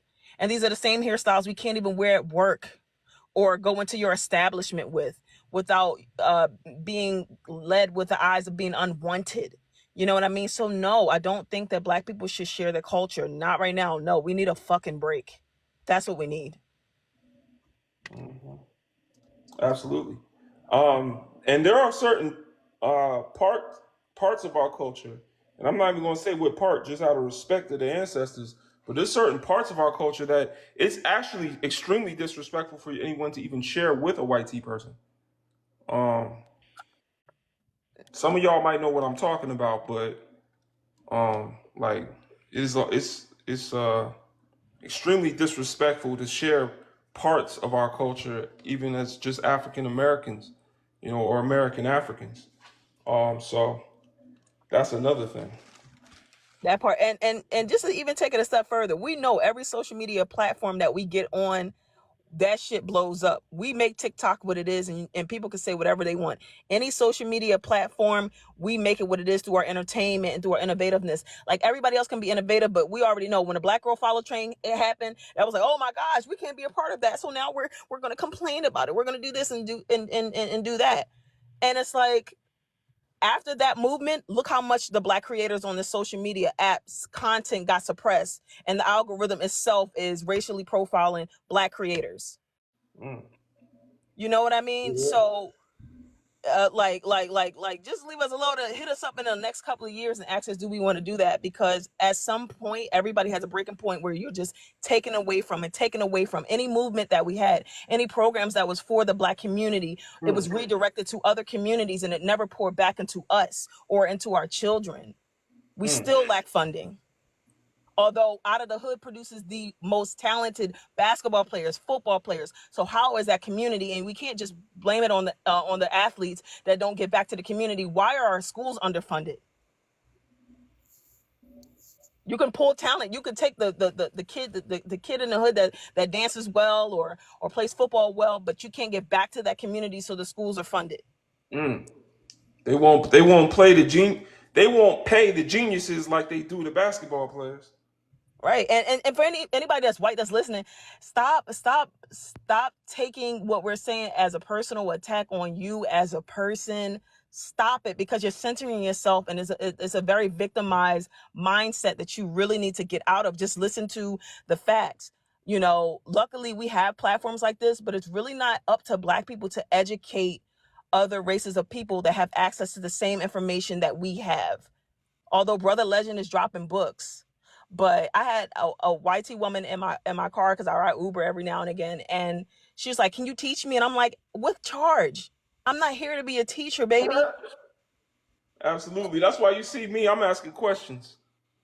That's what. Yeah, it's That's. just like it's this mindset that we owe you something, or it's this mindset that you feel you have the right to police Black people in work settings and settings in a store, just anywhere. And it's very tiring to be a Black person in America. It really, really is. It is. And if you catch us on a bad day, we might snap. Like, even for me, I try to do all that, oh, let's come together and all that stuff. And then usually at the end of doing all of that, it's like, oh, but this makes me uncomfortable when you talk about this. I can't. But I'm going to let somebody else speak, because I don't want to go on and on and on. Yeah. Appreciate you, family. Yeah, no problem. That's all facts. And big up to the sisters of the Black Women Follow Train. It's because of them I have this page in the first place. I was more of an observer on social media than a person posted content. We done created a whole nonprofit technology startup with over 800 Discord members. All because I started making videos around the Black Women Follow Train, because I was tired of division amongst our people. I wanted to kind of inspire unity, and it all started because I started seeing some brothers hopping on the train, and it was looking like they was welcome. So I was like, okay, this is a great time to talk to those who I want to talk to. You know what I'm saying? All y'all sweet potato pie loving. You know what I'm saying? Bonnet wearing, big forehead. You know what I'm saying? Fine with no makeup on. Sun kissed. You know what I'm saying? Sun smothered, honestly. Shout out to the richly melanated. All of y'all. All right. I'm going to go to the next guest. SAV, give us your age, race, and pronouns. Hi, I'm Savannah. I'm 20 and my pronouns are she, her. Did you say your race? Oh, I'm white. All right, talk to us. I was just listening to the live, and I would agree that it's obviously important to hear from y'all, but also I know that it's not really y'all's job to have to inform white people. But obviously, I think that these conversations are important so that you can hear from people that are experiencing this stuff firsthand. So I've never gotten on a live, but I just wanted to ask, because I think I joined a little late, but do you think that white people being against interracial relationships is inherently racist in itself? Because, I mean, racist white people would probably be in favor of not supporting interracial relationships. So I just... What do you think the answer to that is? Ooh. What do you think the answer to that is? Well, I think that not just not just black and white people, but any race, I feel like being against, I don't know, any race being against another race, dating someone else, I feel like strictly because they're a certain race and you don't want them to be together, I feel like that is being racist. But I mean, I don't know. I guess also not everyone can be racist. I guess the right term would be prejudice. But if it was a white person not wanting it to happen because of, in this case, black people, it would be racist, I would assume. I mean, it's not a thought of if. I mean, it was laws passed, that I'm that talking stopped about in the interracial case that we're dating. talking about, not just Ooh, ooh, ooh, ooh, ooh. yeah. Let me I was finish. just Let me talking finish. about. I Ooh, just ooh, wanted ooh. to, I'm not trying Hold to on for a offend. second, Stink. Hold on. It's not a matter of if. It already existed. Now you're asking us how to properly respond to a situation that we didn't quite have a hand in voting on in the first place because we were unable to vote for that anyway.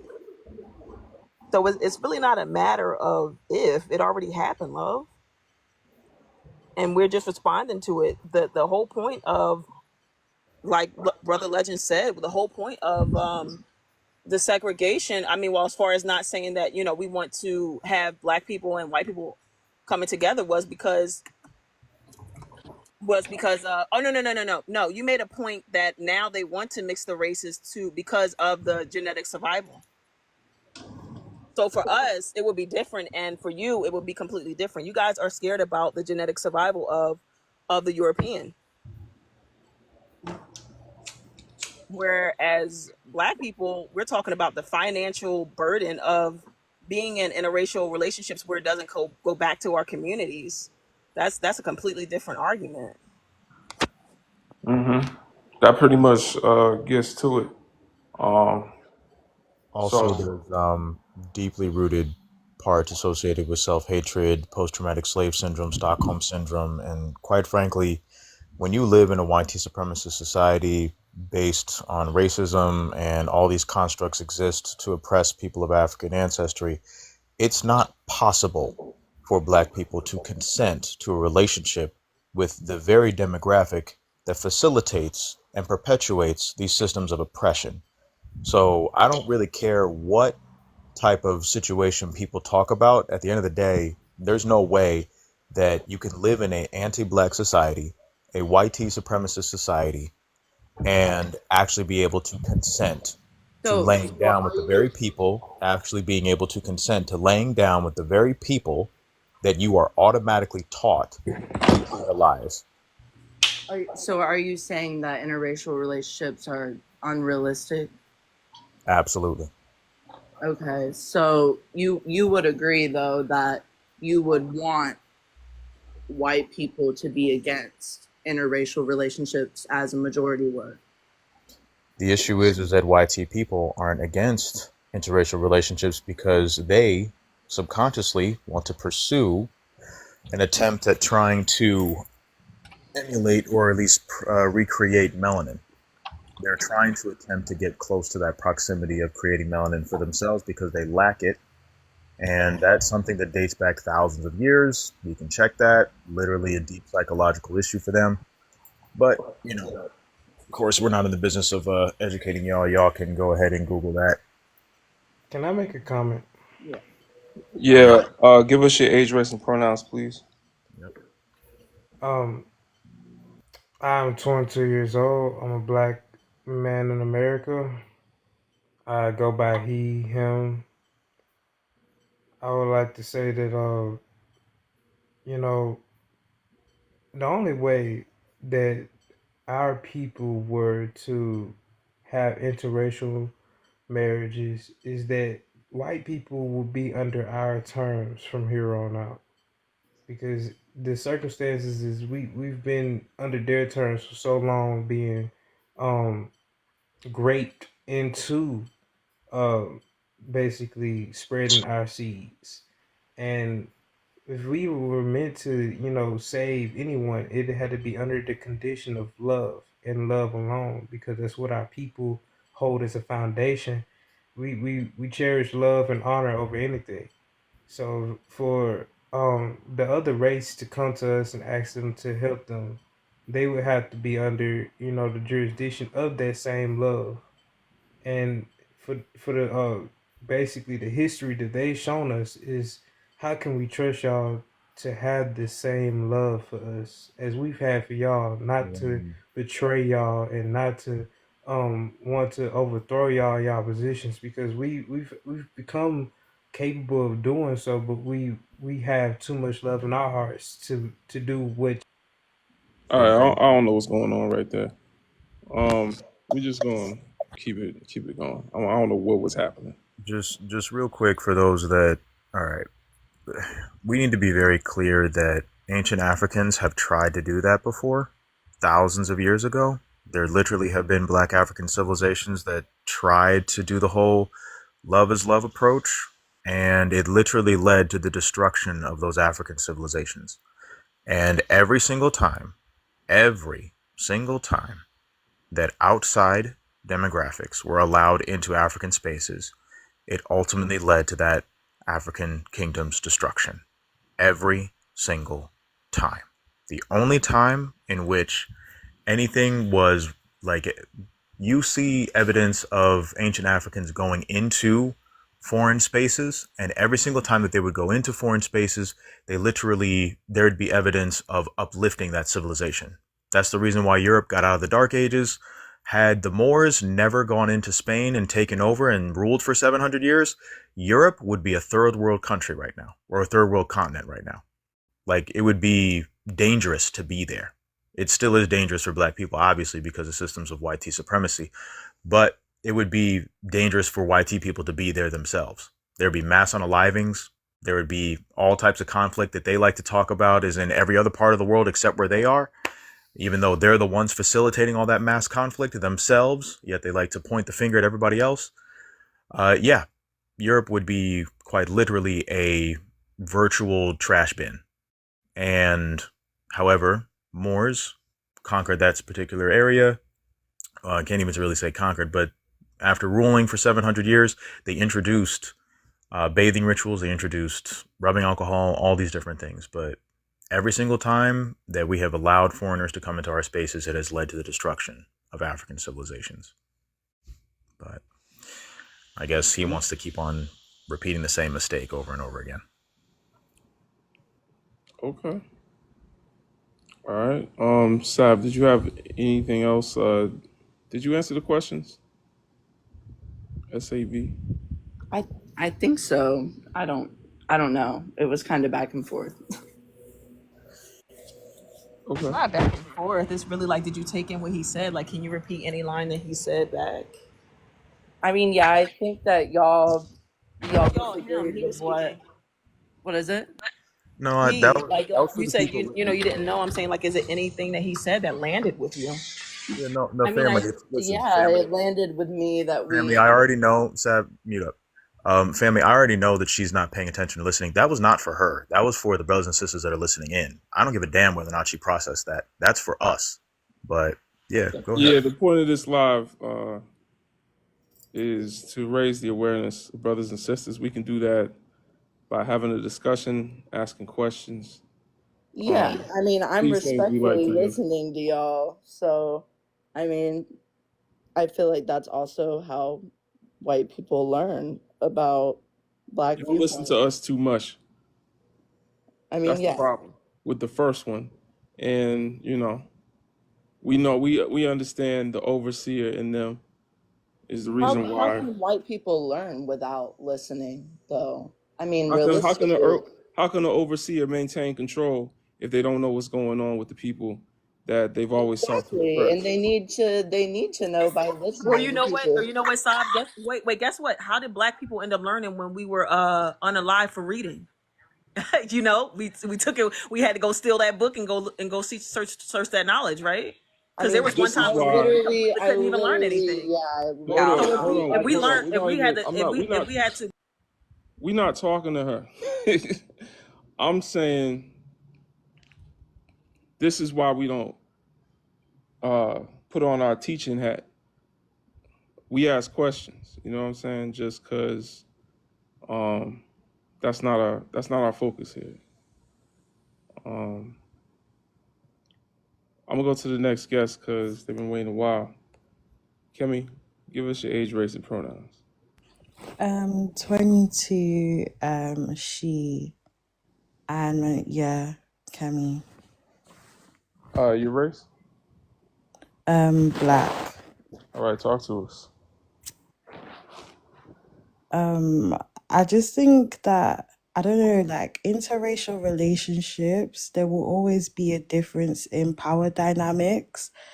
And the benefit of having like two people who are both black is that when you're going through these racism like experiences in the world, you can come back to your home and they understand what you've gone through.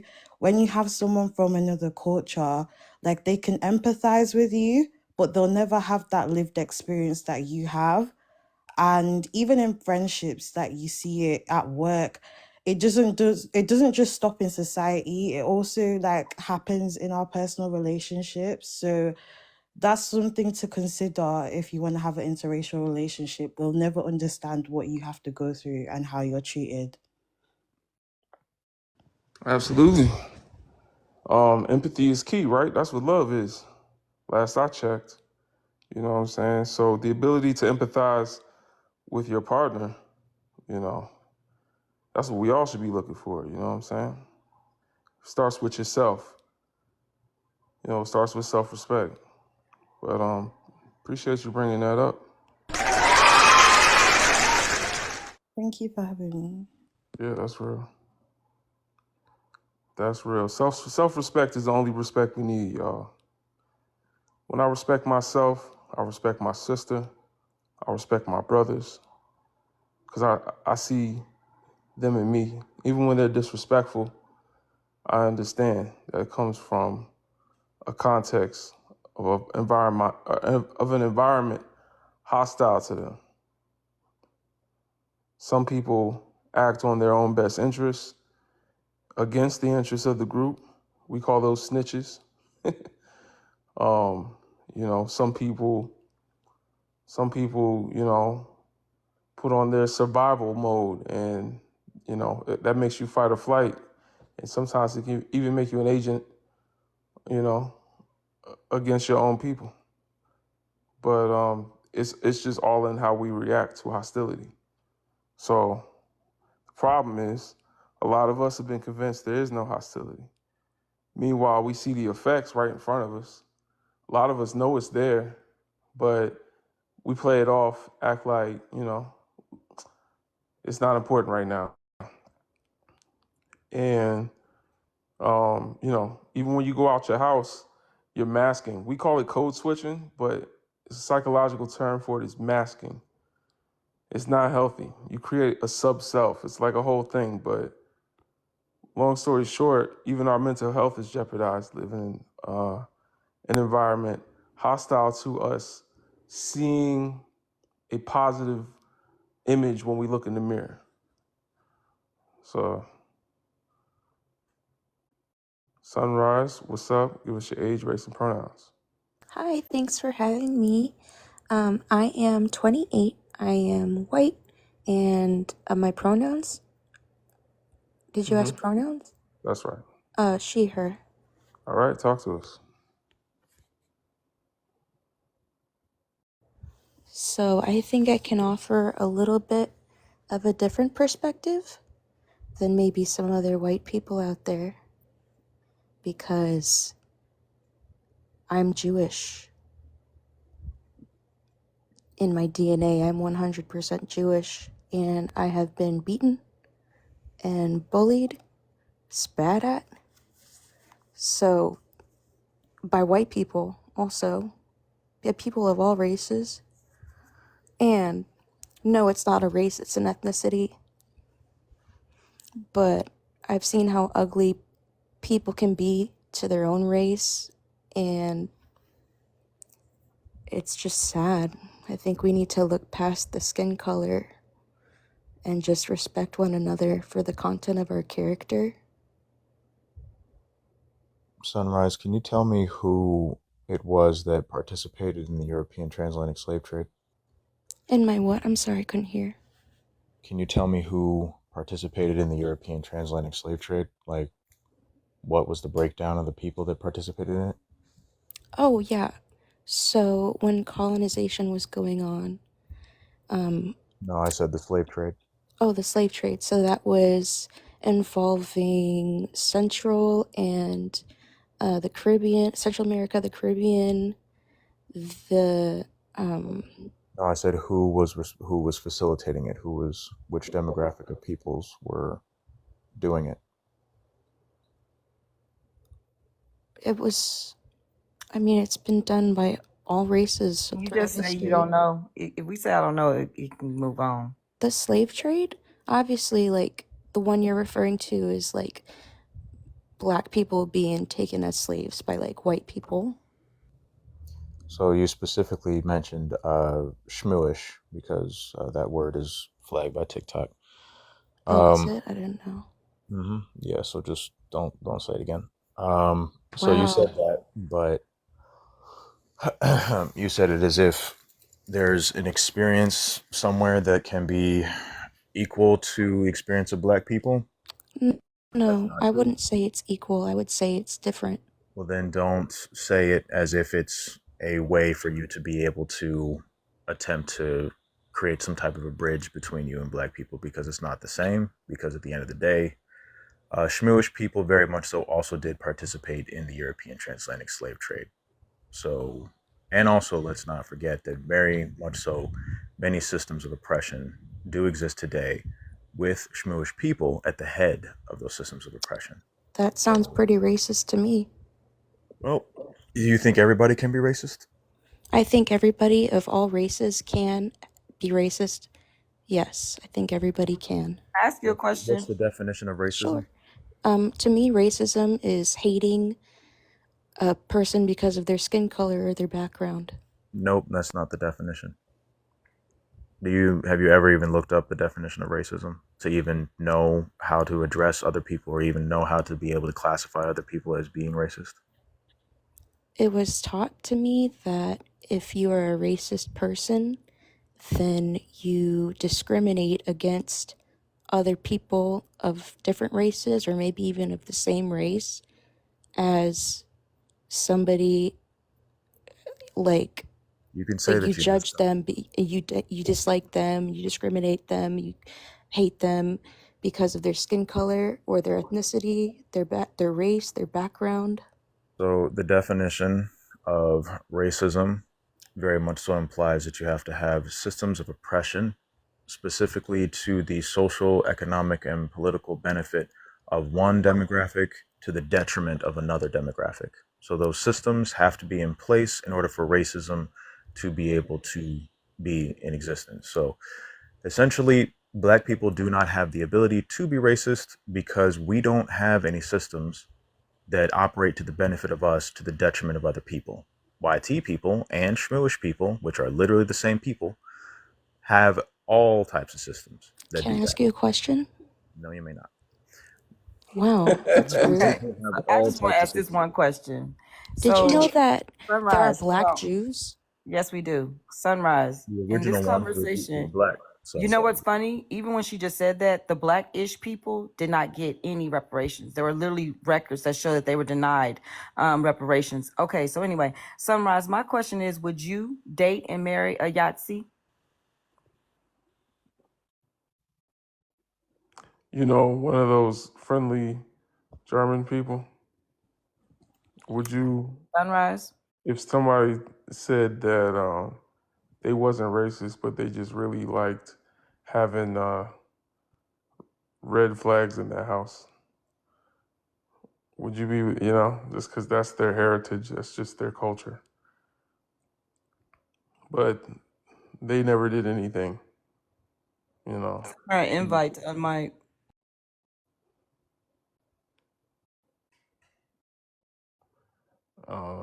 She muted.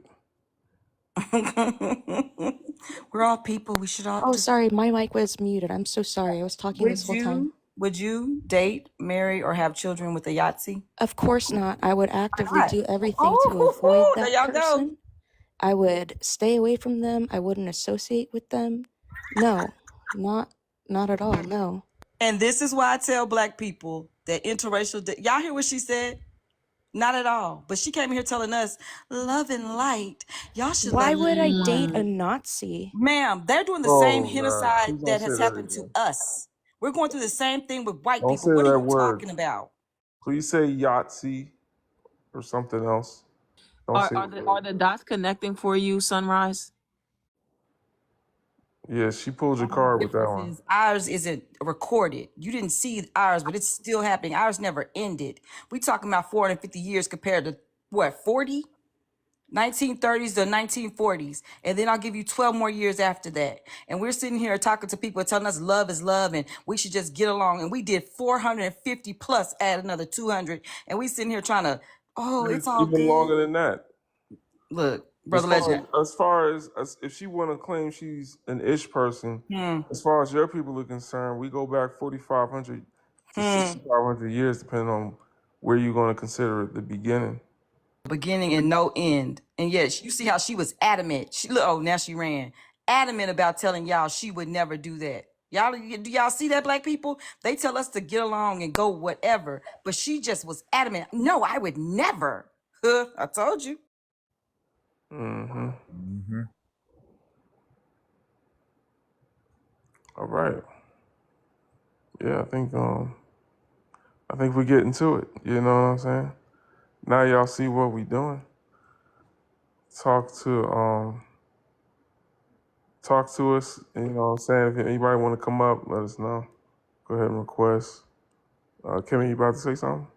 Yeah, I wanted to say before she left, like literally, Israel have a disgusting past, with basically reproductive rights with black women, especially Mm-hmm. Ethiopian women who were given contraceptives without their consent. So Yeah. I feel like before you start coming on the panel, address your own issues, please. Mm-hmm. Absolutely. And the fact that their number one export is diamonds from Africa. It's the number one export in the country. Like, number one. Most of their GDP comes from diamonds from Africa.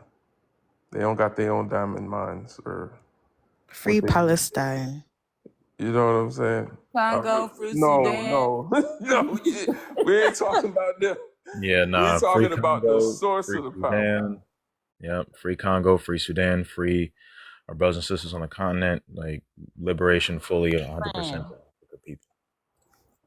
And definitely South Africa as they're voting. You know what I'm saying? Hopefully the EFF knows what to do. Hopefully brothers and sisters in South Africa know what to do if Julius Malema don't win the election. Hopefully they know what to do. You know what I'm saying? Mm-hmm. Yeah, and just to put into context real fast, they use the funding from the grape pillage and mass unaliving of Africa and African people in order to fund these big atrocities that you're seeing elsewhere. So while 30,000 people are being unalived in Palestine, or 30,000 people are being unalived over there, 15 million Congolese men, women, and children have been unalived over the past couple of decades.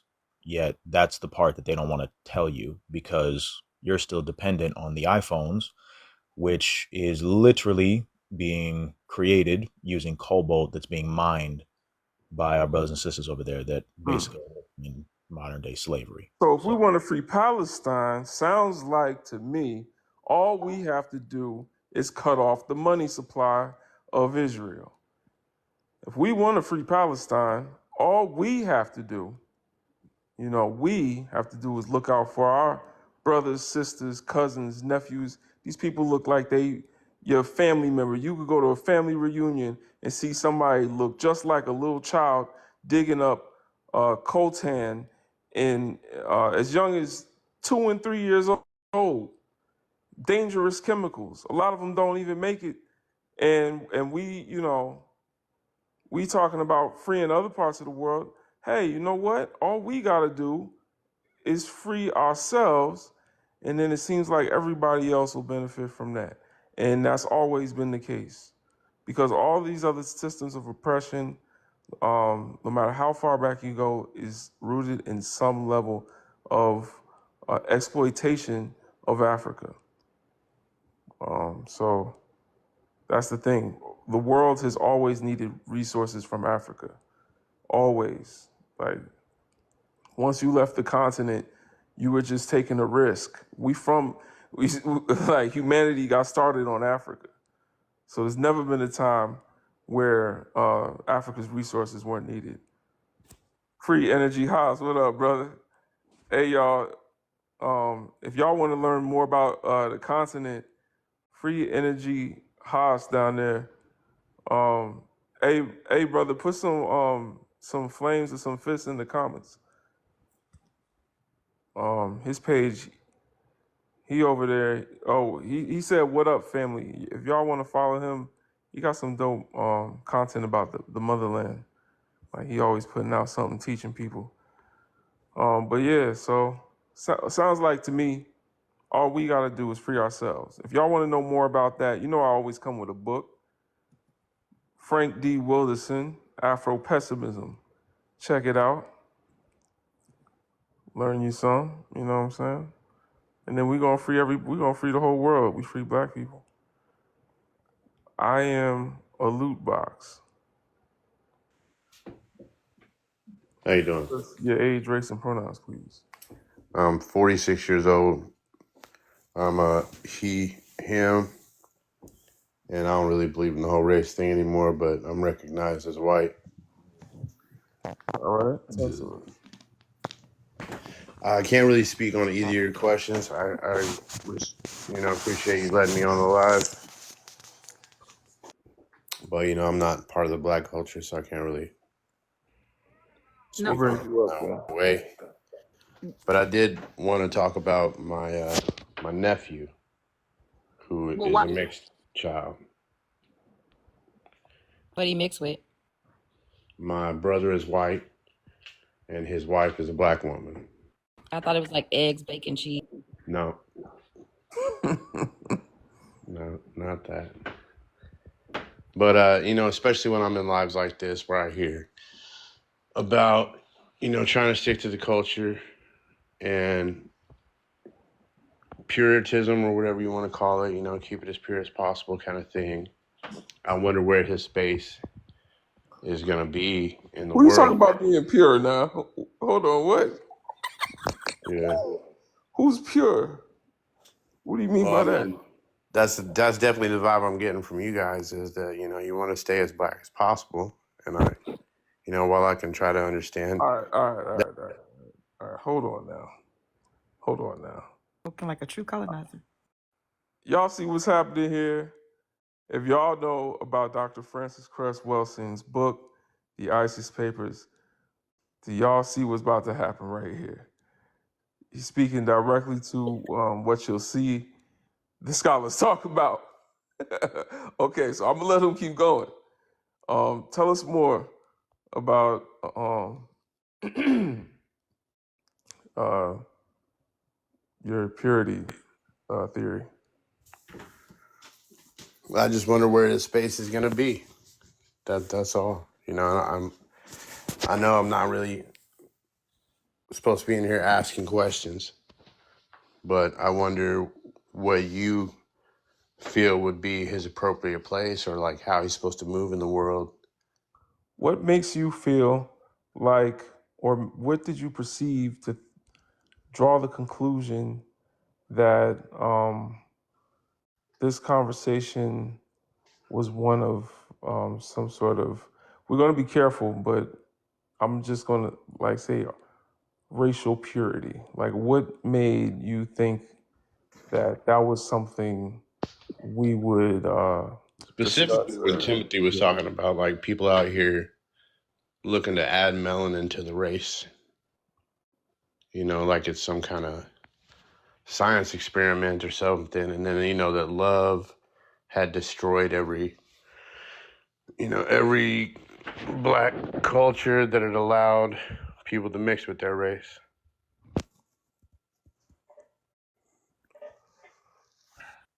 Timothy, did you say that? I never said anything about love. What I said is that YT people, because of their psychological inability to be able, well, not psychological, but actual physical and biological inability to be able to produce color, they seek out melanated individuals such as ourselves or melanated peoples to attempt to procreate with for the purpose of trying to get as close to the production of colors they possibly can. And that's not just me saying that. That's literally like professionals or psychiatric professionals that have come back saying the same thing. And let's be for real, white people very much so do attempt to emulate anything and everything that has to do with black culture, from medical procedures that they do on their body to tanning to makeup to darkening filters that you'll see through multiple social media platforms to, hey, can I get a black woman to braid my hair? Hey, can I engage and get involved in this? And then the final straw is, I'm gonna go try to find me a black woman. I'm gonna go try and find me a black man. So, I mean, are you in disagreement with what professionals have come back about your demographic doing? Yeah, I mean, I definitely disagree that. I mean, I don't think you can really sum everybody up as a whole. I imagine that these guys have found that there are some kind of commonality, and that there are those types of things. But Yeah. Well, do the I feel like that's my brother's case? Like why he fell in love with a black girl? No. the commonality is that reports have already come out showing that higher concentrations of melanin literally have been tied to having more neuroconnectivity in the brain, which literally With a means black girl. that just having higher concentrations of melanin, you have more cognitive function. Also, having higher concentrations of melanin gives you better eyesight. Higher concentrations of melanin also, I believe it improves, oh yeah, anti-aging properties. Higher concentrations of melanin also protects you from harmful rays from the sun, which is hence the reason why YT people are passing away of melanoma All cases. right, Timothy, we I don't get want to what give you're him a saying, Timothy. commercial. I'm not saying that those things aren't accurate. I'm saying that, that is the reason I said what I said about the purist perspective. That's all I'm saying. Mm. Never been a people of purity. Mm-hmm. But can I ask you a question? So you're worried about how your nephew identifies in society when it comes to black people or when it comes to white people? Both, absolutely both. Like, Absolutely both. because But my who? Let me my ask you this. Hold on. brother lives in the black community, like Oh, does he? solely He lives in the black except for community. our family. So I'm gonna ask you this. So who has been harmful to whose community? Have black people put YT men in trees? Have black people disemployed or disenfranchised black men, white men, to the point where they couldn't get jobs, or focused on their literacy rate to make sure their children weren't being educated, or making sure that the YT woman unalived at a 36-time higher rate than any other race? Like who's doing that? What community is harmful to what community? Yeah, no, I mean, I'm not arguing that at all. So you're worried about how this child identifies, when in society, what will they call him based on what he looks like? Black. So then why would you think when you come in this space that you were worried about how he identified or how we treated him, when society would be far worse if he phenotypically if he phenotypically looked black? So you're saying you feel like he'll be more accepted by the black community than it would by He the white, will. no matter what? Yes, he will. Okay. Then that answers my question. Thank you.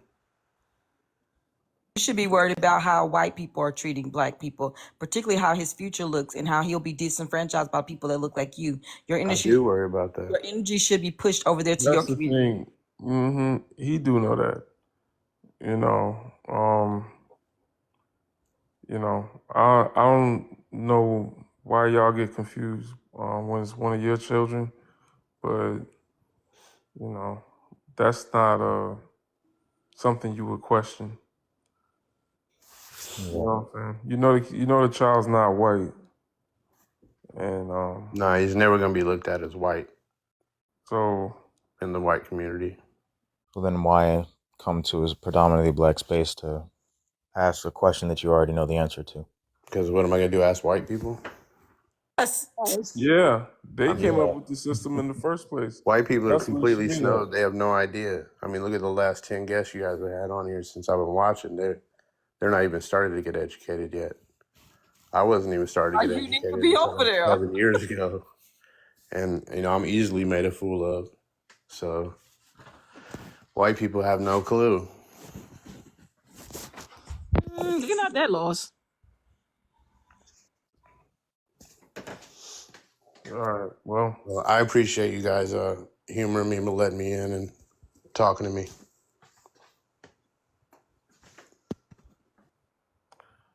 all right. Next guest, Kenway XI. Give us your age, race, and pronouns. Yes, I'm a black man. The regular kind. Man. Hold, Heterosexual. hold on. It's not. It's listen. Okay. Pronouns: he, him, she, her, they, them. Which one? The regular he. No. He. We're not. Listen, we're not going to disrespect our. We're not going to disrespect our African family that identifies LGBTQIA. We're not going to do that. So it's just as No, simple it's not. as It's not. stating. No. Listen. Oh, go ahead, go ahead. You made like a slight undertone of saying like, oh, the regular kind. Like that's nah. Again, we're not going I'm to not familiar disrespect. with pronouns, bro. I'm just. Okay, listen, you just said I, which is a pronoun. So I literally gave you a list to either say he, him, she, her, or they, them. Which one fits you? He. I said that earlier. Okay. All right. Then that's it. All right. So you can go Oh, ahead and move my on. bad if I offended you, Jay. No, it's not an offense to me. I'm just defending our African family that identifies LGBTQIA because we need to do away with the homophobia. That's some nonsense that Eurocentric ideologies I was getting my instilled in Bluetooth. black spaces, but we can move on. So what's your answers to the You say Eurocentric? yes, You must Eurocentrism. identify. Listen, Eurocentrism literally is what came back as that. All Like right, that's the term Timothy. that is Timothy, ill defined. Timothy, let's. All right, so let me. Thank you, My bad if I Timothy. offended you, Jay. My bad if I offended you. Yeah. So I wanted to touch on two things All real right. quick. One, I want to have a definite coon conversation that's surrounded around the subject. But on the other end, in regards of, kind of we focus on currently on, white society right now. I just want to just kind of just share the fact for those that don't know, um, you know, for the white people that come on here, acting like they don't know what we're talking about, understand, the white supremacists. One thing that they're very good at is which I respect them for, is their military mind, because they can be military minded in the most unmilitary of surroundings. You know what I mean? So, what example? Come in here, hey, I think we're all supposed to be all to be together. It's kumbaya. All of this, and it's supposed to be love. I don't see what's wrong with it. And then you try to break it down to them, and like, I don't get it. I don't understand what's the problem. They understand what the issue is. That's a tactic. You know what I mean? So for the white supremacists, I'm not putting this on all white people, but for the white supremacists, absolutely they understand what you're saying. You know what I mean? In on the subject, we see what they're doing in regards to propagating, specific, it's mainly specific white men with black women on these commercial ads, movies. They done made Mary Jane from Spider-Man black. You know what I mean? White Peter dating the sister now. You know what I mean? So all of these things that subliminally um, uh, shift black minds into thinking or into allowing them to share their genetics with us, because they know it goes into indigenous, you know, uh, prophecy and culture, but they understand that there's stuff that's going to occur, and when that stuff occurs, that they're going to need to do what they need to by any means to save their genetics. You know what I mean, for the most part. So all in all, that's where the fake. A lot of I'm hearing a lot of them. I'm not making any accusations, but they know exactly what y'all talking about. You know what I mean? But they have to fake that. That's military, and I actually respect that to a degree. But it's up to us to understand what's going on. So to the main point that I wanted to hit on was the fact that when we're having these conversations, um, because it says I know it says is black culture meant to be shared. And most times when people say black culture, they're automatically referring to black American, but I can hear from the context of the conversation, it's Aboriginal people across the board. I'm gonna speak on behalf of Black American culture, real quick. Is that here in America, we currently have an issue where we have people from other countries, Africa, Caribbean, things of that nature, that come into the country and they purposely. I'm not saying, okay, we got some cool brothers and sisters from all, from everywhere and stuff like that. But in America, it's like it's almost like 3-to-1 ratio for like people who aren't black, who are black that or Aboriginal from Africa, Caribbean, who come in with the mindset that I am working against Black Americans and with white supremacists. And when we have situations like that, and we have them to like, to the boatload, what we see is these people from these other countries coming in and not only giving their culture to in these interracial relationships and stuff like that, but they come into Black American spaces and conversations, and they actually get stuff from Black Americans to then give to white supremacists. So, So okay. I actually think that that's a Do you think big. there's a difference? Do you think there's a difference between African black people in America and Africans? Absolutely. What difference? Absolutely. Respectively, everybody has their different. We said, what's the difference? Yeah, what's the difference? There's categories, but if you're talking What phenotypically, categories are you you can talking about? pick one. Are you talking about visual? You talking about in Bro, regards of history? do You you think talking that the about in regards European to? do you think that the European transatlantic slave trade happened? Yeah, it definitely happened, but it doesn't happen to So then the sense that most so people then think that it so happened. then Where people are taught in schools that it was millions of Africans that came over here, and we actually have receipts to show it's maybe like 8,000 that's that came over incorrect. here. That's incorrect. It With was this, definitely check me out, check me out, check me out. Like what we have now. When I say we, I'm actually part of a.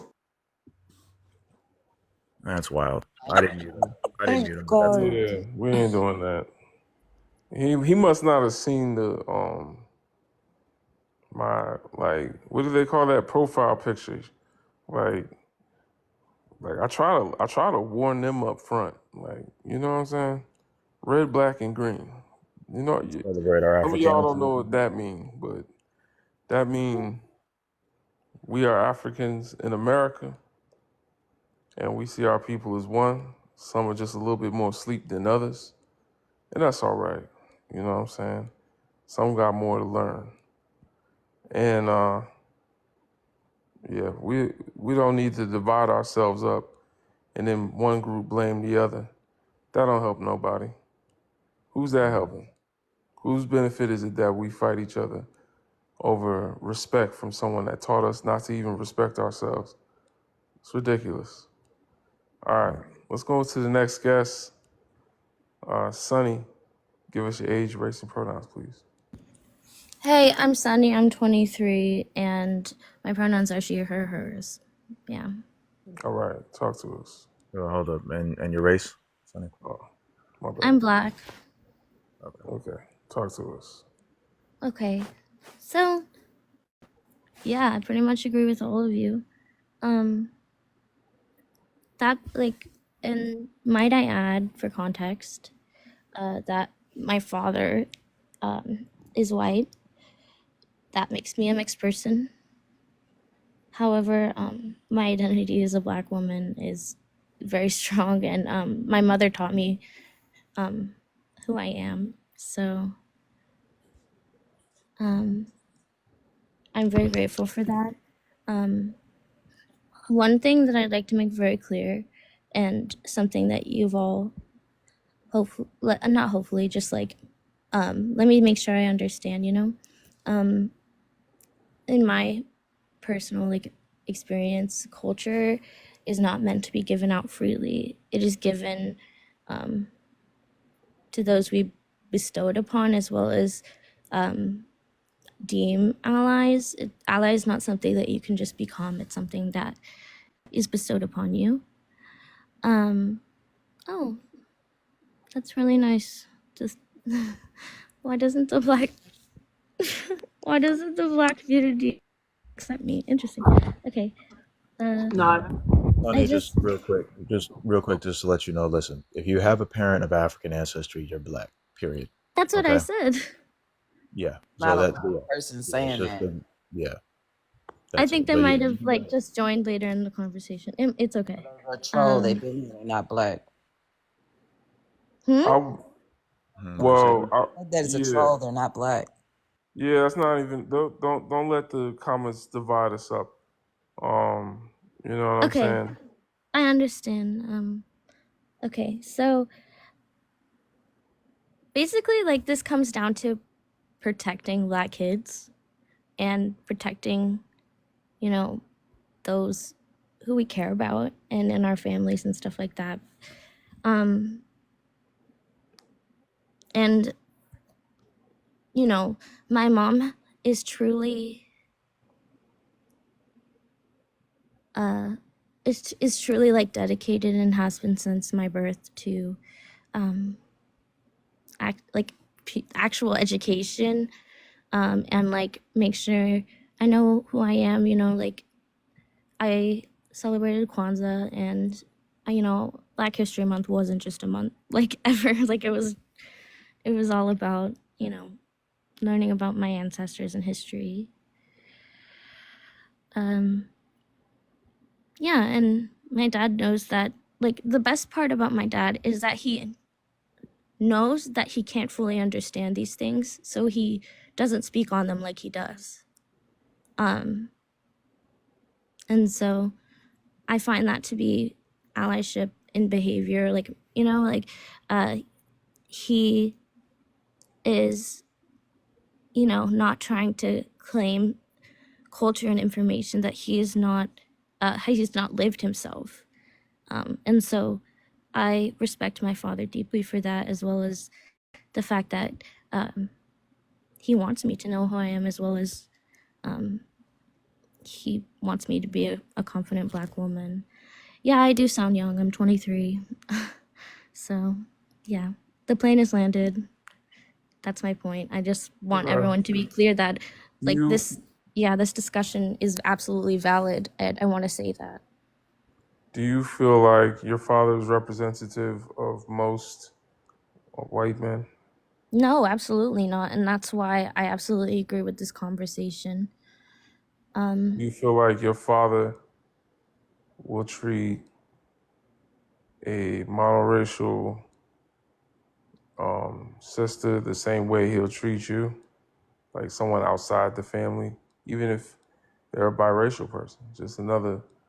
Someone outside my family? Yeah, like a Black person that's a neighbor. Would he treat her the same way he'd treat you? You know, with that same empathy? I mean, I wouldn't know, but also, like, it's kind of,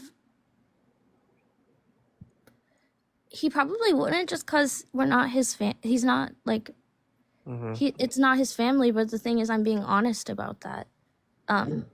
Often outside of the family members that are, like, of the African diaspora that white people share, like, I would have to say that more could be done, as well in the facets of, like, being actively anti-racist as, like, a white family member in, you know, a family who is like a nuclear family of African diaspora. And so, like, yeah, and he is an ally, and I definitely think he is. No, But no, the thing is, no. allyship, You just said he wasn't an ally. I, I was just saying, like, No, psychologically, yeah, he's an ally of you. He's a son of he's an ally yours. of me. He is an ally to Right. Black And that people does as not well. mean he's an ally to your people. And that also doesn't mean that you know, he treats you know, us the same way. Like, that's why I asked those two questions. Okay, well, you're Because right then. Sonny, I'm gonna let from experience that yeah, like at the end of the day, you know, that parent may be, loyal to you, may be 100% in support of you, but will they fully understand systemic oppression? Will they fully understand and try to aid the benefit of That's why I everybody? said no. Oh, yeah, yeah. So yeah, like the thing is that technically speaking, allyship doesn't even really exist. Okay, That's I not even, understand. yeah. It's just it's just You what's should Sorry, be I an was ally. misinformed and I apologize. no, you don't need to apologize. It's just, it requires more unpacking, more, like book recommendations type stuff, and maybe Yeah, I misspoke in terms of ally. I meant he's like anti-racist person. uh, Um Also cuz like I, like truthfully to like what I said, yeah, that's what like you you echoed my sentiments, and as well as the fact that you changed uh a good part of my statement to something that is actually correct, in the sense that uh he knows that he can't fully understand, and I misspoke using the term ally because I have bestowed that title upon him, but the whole community hasn't. So I'm just, I have to be honest in terms of that. And thank you so much for redirecting my language. Let me ask you a question. So in the Yeah. chat, when I spoke to the other person and he said that his nephew was mixed, and I asked him what he was mixed with, and I brought up food, you said that was offensive. Oh, Mixed? I thought you were saying to me. No, I was talking to the person that was on the panel and when you added me. So when I said Oh, I'm so mixed, sorry. no, but you said you were mixed too. You said I want to speak to a mixed person, and then I said, well, what are you mixed with? Eggs and pancake mix? Because mixed is literally an animal being bred, and that's how they used to treat black people. They would breed us. They're literally go research breeding plantations, and where young girls were being raped by I'm sometimes aware African of the American. history. I'd Okay, prefer so not to then delve into that subject mixed. as it's Okay, triggering that's for me. that's fine. It's not about you. It's not about you. It's about our people and them being educated.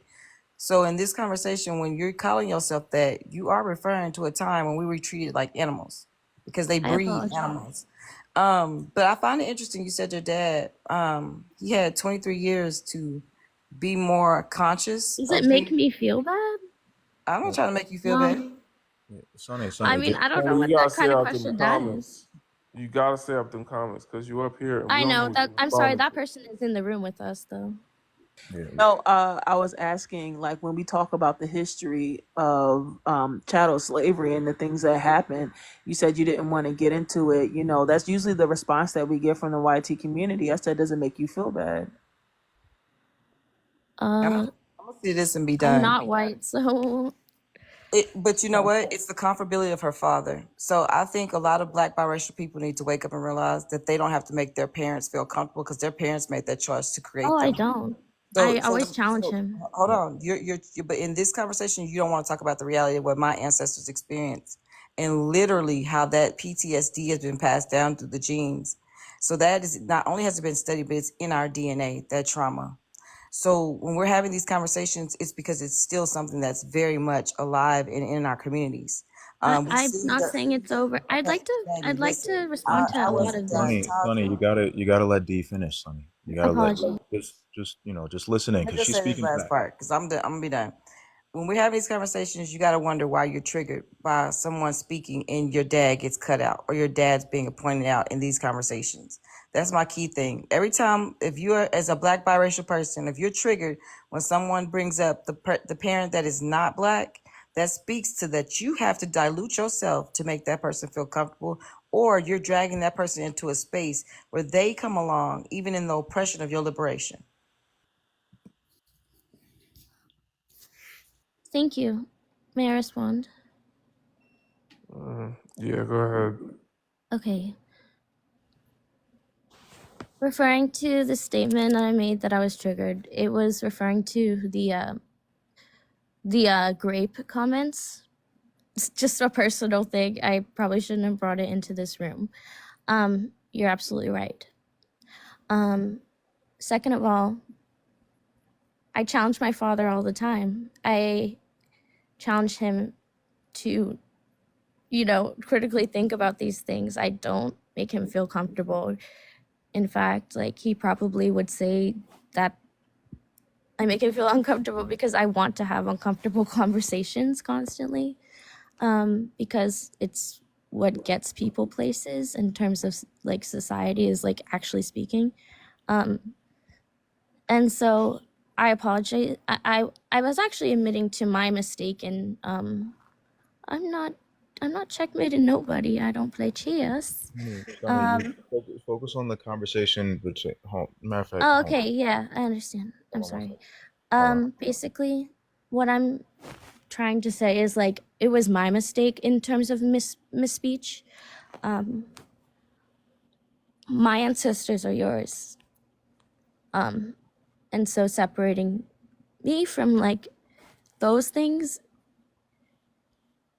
is mundane. I mean, like kind of like not mundane. What is it called? It cancels each other out because it's not.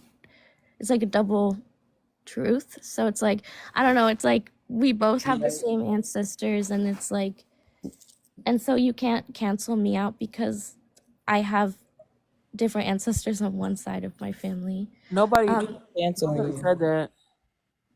Sorry, I didn't mean cancel, like, as in culture, like, I feel like I'm really walking on eggshells a bit, Don't walk on I'm sorry. eggshells. Just Sonny, take a breath. Take a breath. Let's say this. So in this conversation, the reason why it's problematic is because your mother, for 24 years, let your dad feel comfortable in his delusion. She let him ignore the realities of what Black people experience, and now you are his karma. You are the one that's pressing him to the reality of something he should have educated himself on 24 years ago when he decided to procreate with a Black woman. And so it's a reality he gets to negate, and that is the benefit of him. While your mother was still dealing with the world, treating her as Black. And that's why in these conversations, they're essential. Like even you thinking, oh, well, I'm mixed, da, da, da, da, and going back and looking at the history of that word, it speaks volumes to how Black people have literally been the ones that are the most delusional. We've let our guards down and said, oh, you beat me all these years. I'm fine. I got a Black eye, but 1967, you can marry me now? Okay, I'll go. You're done just treating me like a dog or a pig, and okay, we can be together because we no longer want to speak to the reality of what we're experiencing, even though it never ended. So what I was saying was it speaks to your mother in that interracial relationship because no one, including her, pressed him about the reality of what she experienced in the world, if not delusional enough to negate it. And I'm not insulting your mom. I'm saying you have to be in a level of delusion to pair yourself with a person that is oppressing you and benefiting from it and not address it, especially when a child comes into this world and is now questioning their Blackness, questioning how society is treating her, different from the YT parent. So it's not about you and putting you in your feelings or making you feel that way. It's just acknowledging the reality of what Black people are experiencing in this country, whether they be Black biracial or monoracially Black. Mhm. And I think half of the Yeah, problem oh, sorry. half of the problem is not, I think it's you, like, even being educated on these issues, because you said that, or your dad's supportive and all of that, but you said he doesn't like to talk about race. And that in itself is called colorblind racism, I'll where be you clear don't accept that entirely, because racism I feel like my exists. words are being entirely twisted. Um, No, we're just going I off what you spoke to the said, fact my darling. dad does not comment on issues that do not concern him, in the sense that he does not speak about what I should do if I'm stopped by police. Like, he doesn't speak about those things to me because he knows he cannot give me the real answer like my mother can. Exactly, there you I go, need you to defending understand. him. Do you see your I problem? See, Sonny, there's nothing wrong with loving your parent because obviously you see me. He does stand up for them though. Like, that's what he's saying. He's saying like I cannot. Hold on, Sonny. Timothy got a good point for you. There's nothing wrong with loving your parent because again, that's your parent.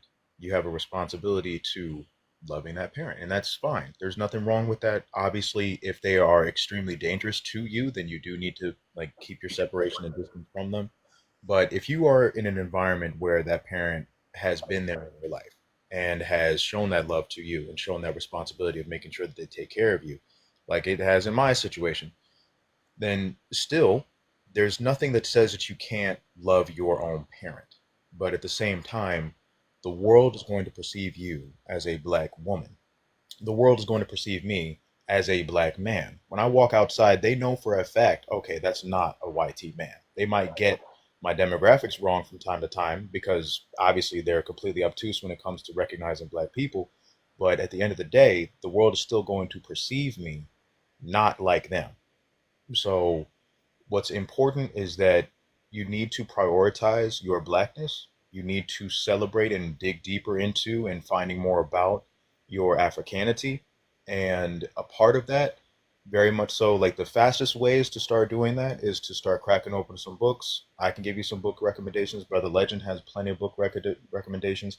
D, I'm sure he'll give you some book recommendations as well. Like, this is what these conversations are for us to be able to have these conversations and be able to pinpoint what it is that we need to unpack in order to get to the next level of African consciousness. Because at the end of the day, we got to prioritize ourselves as Black people. And I love my pops. I love him wholeheartedly. But at the end of the day, I have to do what's best for Black people because I am Black. My mom and my family is Black. My roots go to Africa. And that is also your responsibility as well, Sonny. We're not saying you can't love your father. Again, wholeheartedly love your pops. But your responsibility is absolutely to celebrating and researching more into and gaining a positive association with your Africanity as a Black woman. May I speak? Thank you so much, and I've heard you deeply. I wanted to say the fact that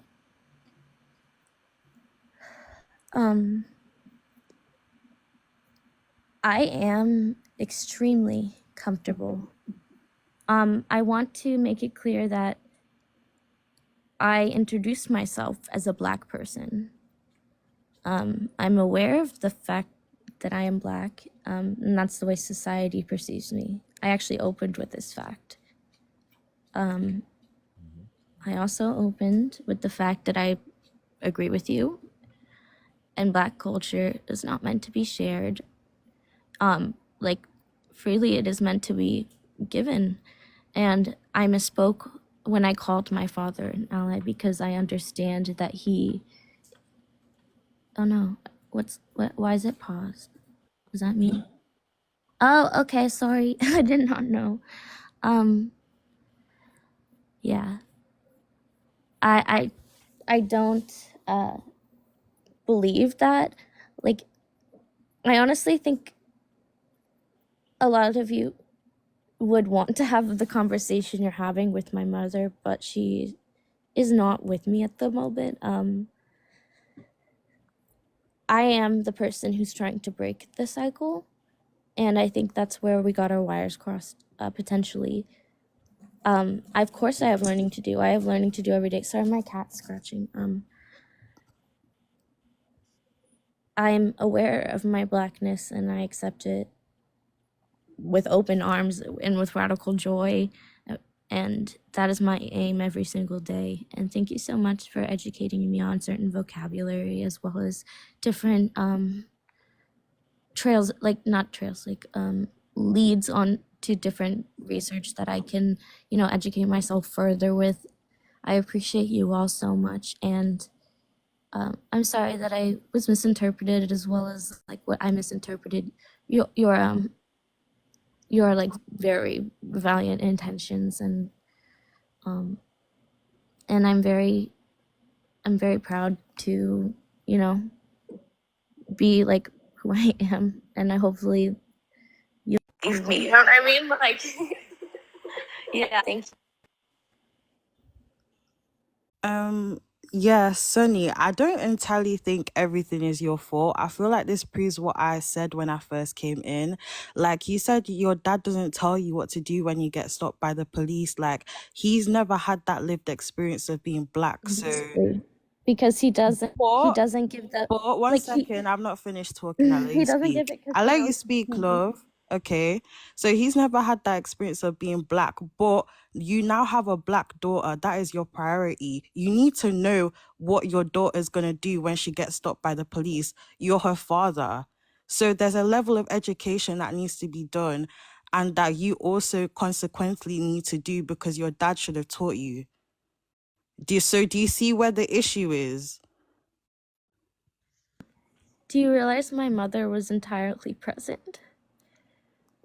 Okay, but at the same time, if your dad knew Like, that he knows. Like, the thing is, he knows he knew all of that this the baby was going to information, come out being and he Black, could so he did anything to make you feel. like give his own opinion constantly. I don't think she's But gonna the do it, thing is, y'all. okay, I'm sorry that I'm defending him. Like, he loves me, I love him, but like I'm saying that I'm trying to go beyond my own identity here. And I hope we can all. Sorry, are you? Wait, are you muted? I can't hear you. Your dad, when he was with your mom, he knew that he knew exactly what color you were going to be coming out and being into this world. So he should have better prepared himself and that's why we're talking about interracial dating, and why some people feel that that's not best, because there are offsprings of that type of interracial relationship that come up on panels, and they're just miseducated because they're only understanding one side. I mean, how does this conversation go when your dad and your mom talks, or she's not allowed to talk about these issues either?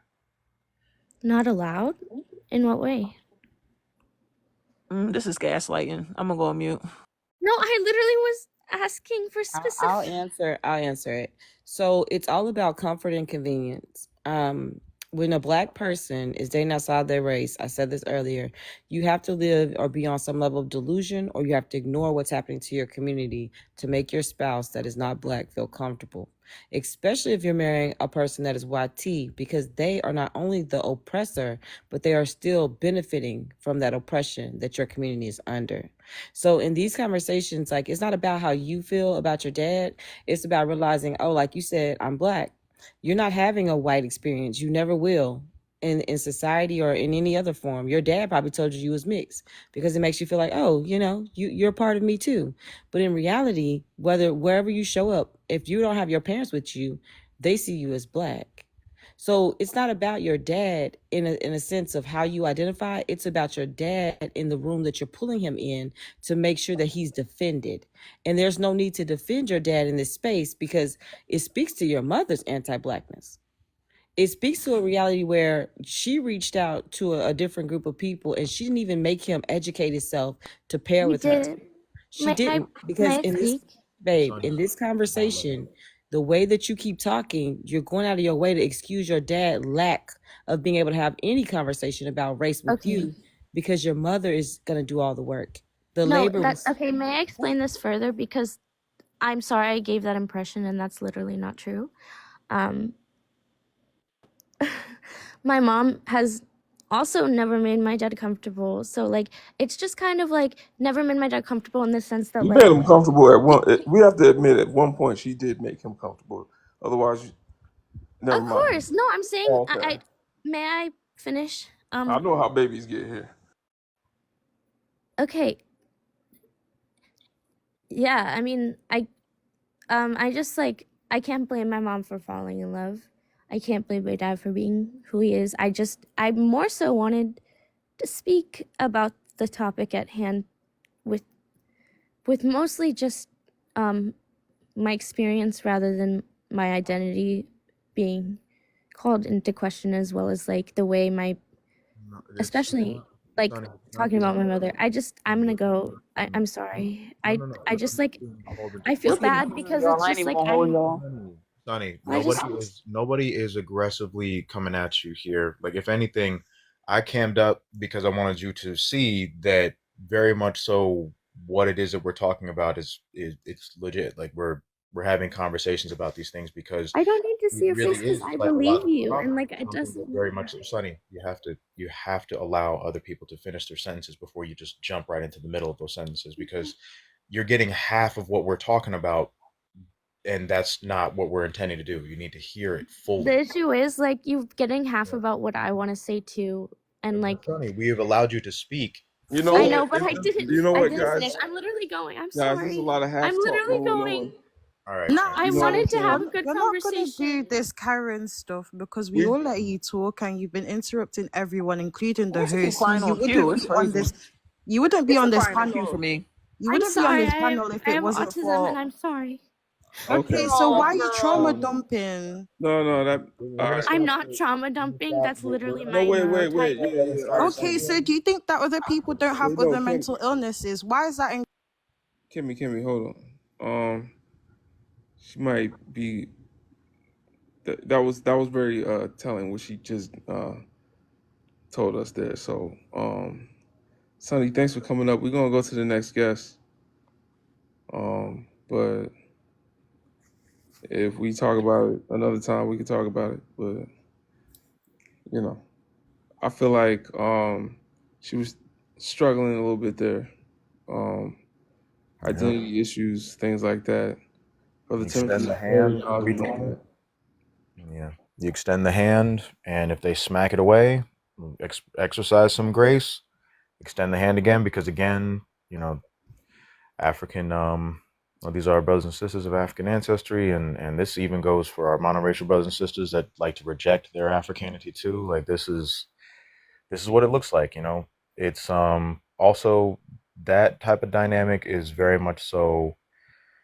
You could tell that she was attempting to defend her father when we were simply just talking about facts. And because it showed her father in a negative light, it was like one of those, oh, well, I got to protect him. I got to protect, I got to defend, rather than just looking at what Man, it is that he had spoken about that as fact. man ain't a father; he's an overseer.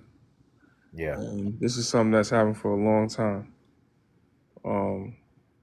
where we see the human side of things and empathize with our oppressor. Um, you know, like we were saying before, just because a father loved her don't mean he loved her people, and just because she like him don't mean that other white tee women, other white tee men will feel the same way about her. So, you Right. know, it's kind of like psychologically she's unarmed in a world that's hostile towards her when she thinks that, when we have discussions about whiteness and white men, that she has to defend her white father. Can, Well, yeah. can I add something in really quick? Hmm. And it's something it was a point that she made where she was saying that he doesn't want to talk about certain things like, getting pulled over by the police or this corrupt system. And I'm thinking, that sounds very similar to the plantation days where white men were having babies with black women, but they weren't quite really educating those children, those biracial black children, on anything because they were too scared to go up against the system. It's almost like it's the same thing. I mean, I don't know. I just connected that. That's connected on that. No, I completely agree with you. I feel like she finds it hard to decolonize her mind because she was even showing a few microaggressions, even on the Mm-hmm. stage, even weaponizing this whole Karen narrative because she kept on saying sorry as if any of us had attacked her. And it's kind of like this whole, oh, these aggressive black women. And every time the Mm. black women were on this panel would try and speak, she would cut us off. But when she was talking, we all let her talk. But when it's someone darker than you want to cut them off and you want to say sorry as if we did anything to you. We just ask you questions. It's a debate. Don't talk about your parents if you're not ready to talk about it on the stage. Yeah, that's the thing. So part of being black is you got to be psychologically, you know, it don't even mean you have to be conscious. It just means that you've participated in our culture. You know who we are. You know what I'm saying? Whenever someone a biracial black person is shaky in that, um, it's like it brings up red flags. You know what I'm saying? So let's go to the next guest though, Lee Makara. Give us your age, race, and pronouns. Greetings, host. Greetings, panels. Peace. Greeting everyone on the chat. I'm 38. I'm a black man. I African. He's All my right, talk pronouns. to us. I actually the answer for both those questions is no for me. I don't think black culture should be shared with anyone.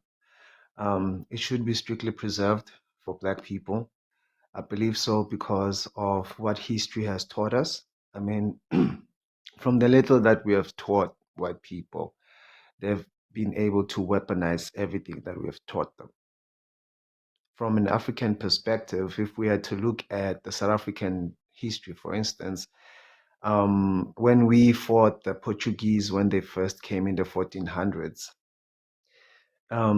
they also wanted to assimilate into our culture, and we refused. The Kwekam, who the derogative term is what they call them, the Hottentots or the Khoisan. The real name is Kwekam. So they actually, with the Xhosa people, they initially fought the Portuguese, and they left. So when the Dutch came through with Jan van Riebeck, they came with who we call the Malaysians.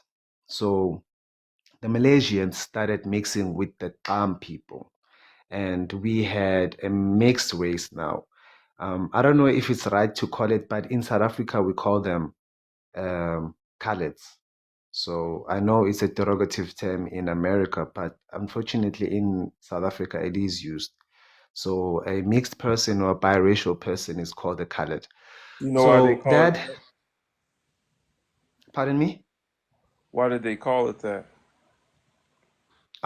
It was a term that white people came with when they were doing land segregation and land possession and just separating people. In SA, we had what we call the Land Areas Act, where the natives' land was taken away from the people, and majority of it was given to white people All right, forcefully.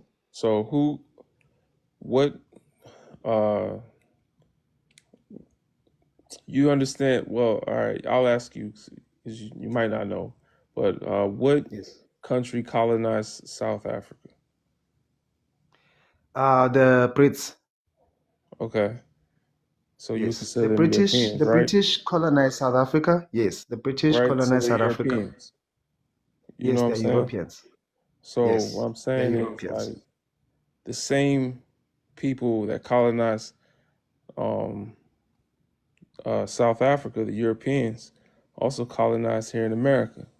Yet we in America Yes, have no buffer class between black and white of our own, where um, they're considered a different ethnicity, an entirely different race of their own. Biracial is mm, only used as a description, mm, and not a category, you know? So yes. why would the same oppressor act differently in two different places? That's a very good question. Remember, in SA, we also, how can I put it? So in South Africa, we first fought the the the Portuguese, and then we fought the Dutch, who we call the Boers, and they couldn't really dispossess everything, or they couldn't take everything. Now, when the Brits or the British came through, they are the ones that came with the pew pews, and they started now arming the Dutch with the pew pews. And now, when the Dutch got power, they are the ones that used that term. You know what I mean? I wouldn't basically say And it so, was the. understanding Europeans, we understand that they don't do anything unless it's in their own best interest. Like, Yes, it was in their interest. It was to separate the natives from the whitey people, because there was a, if I can put it like this, from a mineral perspective, a lot of black people were settled in areas where there were diamonds, gold, coal, right. etc. So the first place that they had to colonize was Kimberley, where they found that big diamond that that's in the crown of England. And then Yeah, I after know. that, We was just talking about it, how it props up Zionism as well. Number yes, yes. one So if export. you understand that the Jewish people, the Beers is actually the organization that actually owned the mine, but it was under the Boer government that they managed to be able to get those diamonds, because they were also using black people to mine the diamond. And after nowadays Johannesburg, which is the city of gold, because that's where they found gold. And that's when they started moving people again from that place. For instance, where you get this township called Soweto, it was people who used to live in Johannesburg, the city. They had to move them away because they wanted to build mines. So they did that in the whole of SA, where they started segregating people according to what they call tribes, but we were nations, where you would find the Zulu nation, you would find the Xhosa nation, you would find the Zulu nation in the east, which is like KZN, you would find the Xhosa people, which is the like southeast, and you would find a lot of Quaker people in the west, which is what we call Western Cape today or Cape Town. So they started separating people and moving people away based on where they could find resources, right? So a lot of our culture, for instance, they didn't know how to mine. They had to hire a lot of black people to do their mining for them.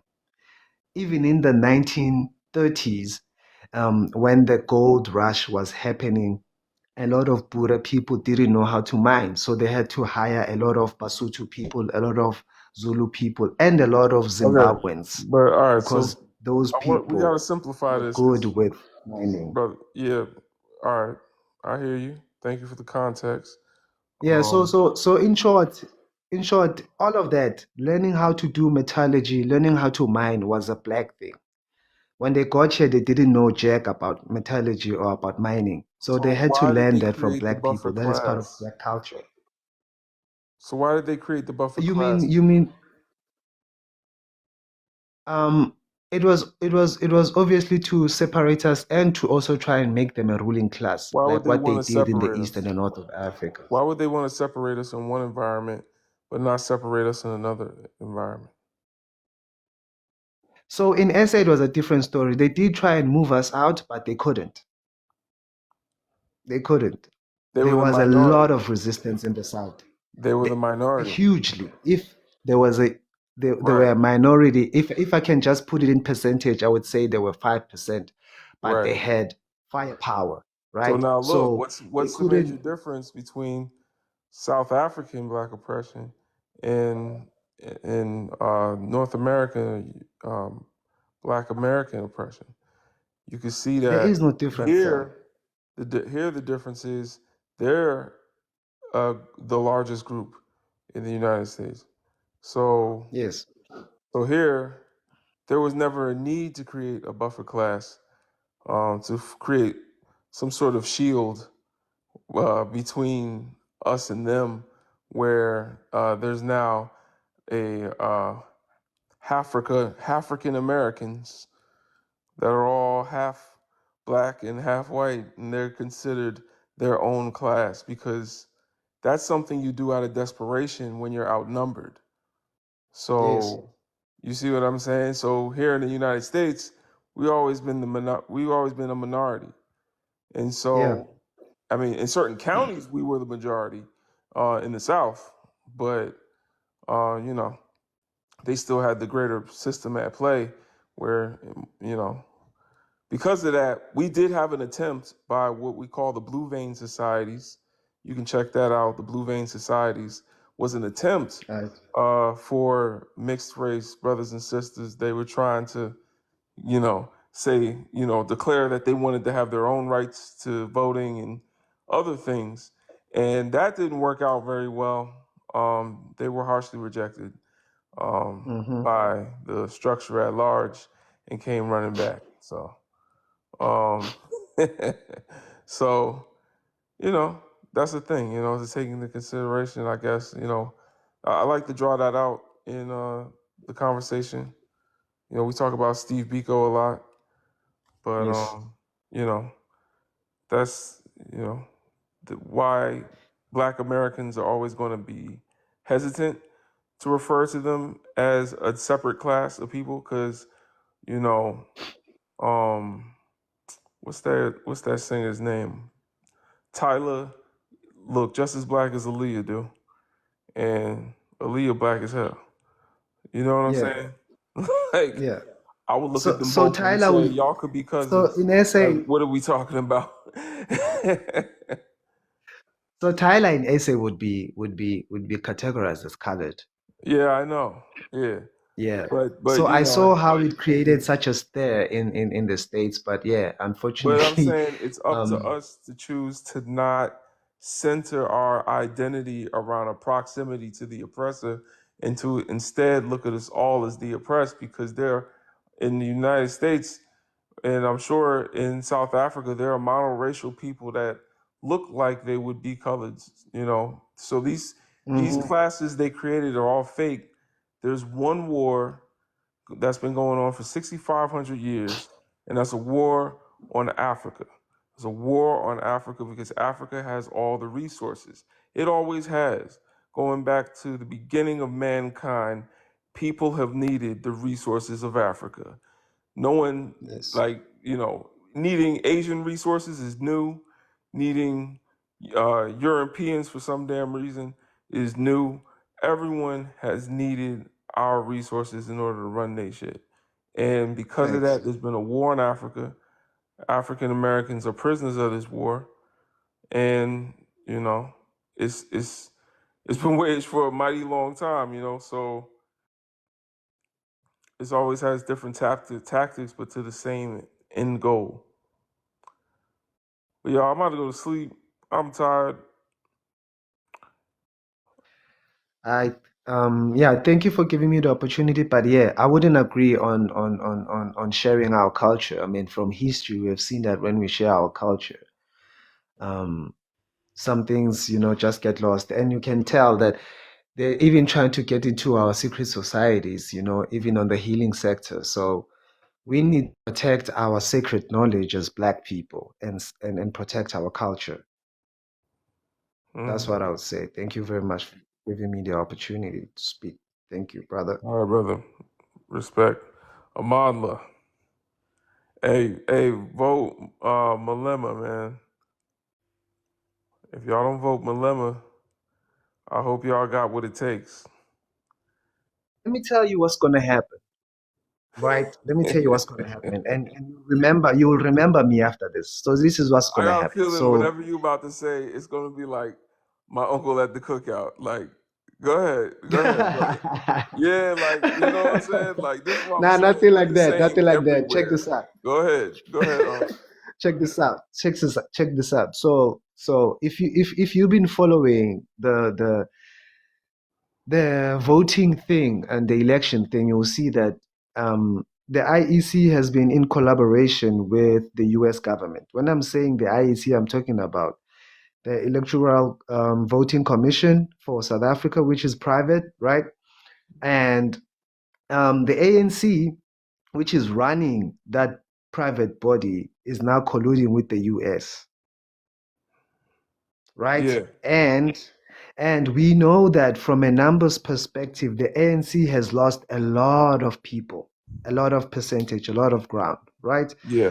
So in essence, what we're supposed to see a coalition government, meaning that even if the ANC wins, it's not supposed to win on majority, less than 50%. Man, If they that's are a fake winning, they're democracy. supposed. That's what I'm saying. You can't. Yeah, I know that. I know that. But the people want the EFF to win. That's what I can But tell I'm you. saying if On the they ground, don't win, you can't put 100,000 Pan Africans in a stadium, and then when the system installed by your oppressor says that it's not your turn to take back your land for your people, you're supposed to say, "All right," and do what you got to do. You know what I'm saying? we want to do what we gotta do. We like my brother. I am smelling a civil war. I can tell. I can That's tell what I'm how these saying, yeah. Because we these tried it the guys nice are way. We planning done something seen what crazy. happens, and whatever goes on down there, I'm sure is going to happen here in America. You know what I'm saying? But I know Malema got the people, man. It looked like he got the numbers. He packed that Yeah, thing out Malima's like, got the numbers. yeah, he packed Malimba's that got thing the out like a numbers. Malima's Beyonce got the concert. youth. Yeah, Malima's got the youth, bruh. Like if you can check the demographics in SA, 60% of the country's demographics is the youth. You know what I mean? Yeah. So a lot of the youth really want ANC out. But obviously, we know they're going to hold into power. They're going to use whatever it takes. And they are going to win. But that's going to create a civil war because that's not what people want. They're gonna have to do something about it. Unfortunately. Yeah, you Yeah, can't. we are going to have to do something about it. So we have people on the ground looking at that situation, hoping that these elections are going to be, peaceful and very fair. We I'm hope so. hoping But that if something were to happen, there would be channels so that brothers and sisters could help donate to the effort. You know what I'm saying? Like they yes, should they sir. should they should make a way because I think it would be well funded. I know a lot of brothers and sisters that are hip to stuff. Everyone's kind of like waiting to see what's going to happen with Malema. You know what I'm saying? Like even if it doesn't work now, like live to fight another day. Cool. I understand that, but they got to keep their eye on the target because it's about that time. You see what's going on in Burkina Faso. If not, then y'all need to look it up. I'm out of here, y'all. I gotta go to sleep, man. Appreciate you. D, Timothy, Kemi, All right, good night. Sajas. All right, peace. Appreciate you, brother. Appreciate you, Lisa was everybody in listening in. here. E Blue. All right, y'all. I'm gonna holler at y'all tomorrow. I'm gonna go to sleep.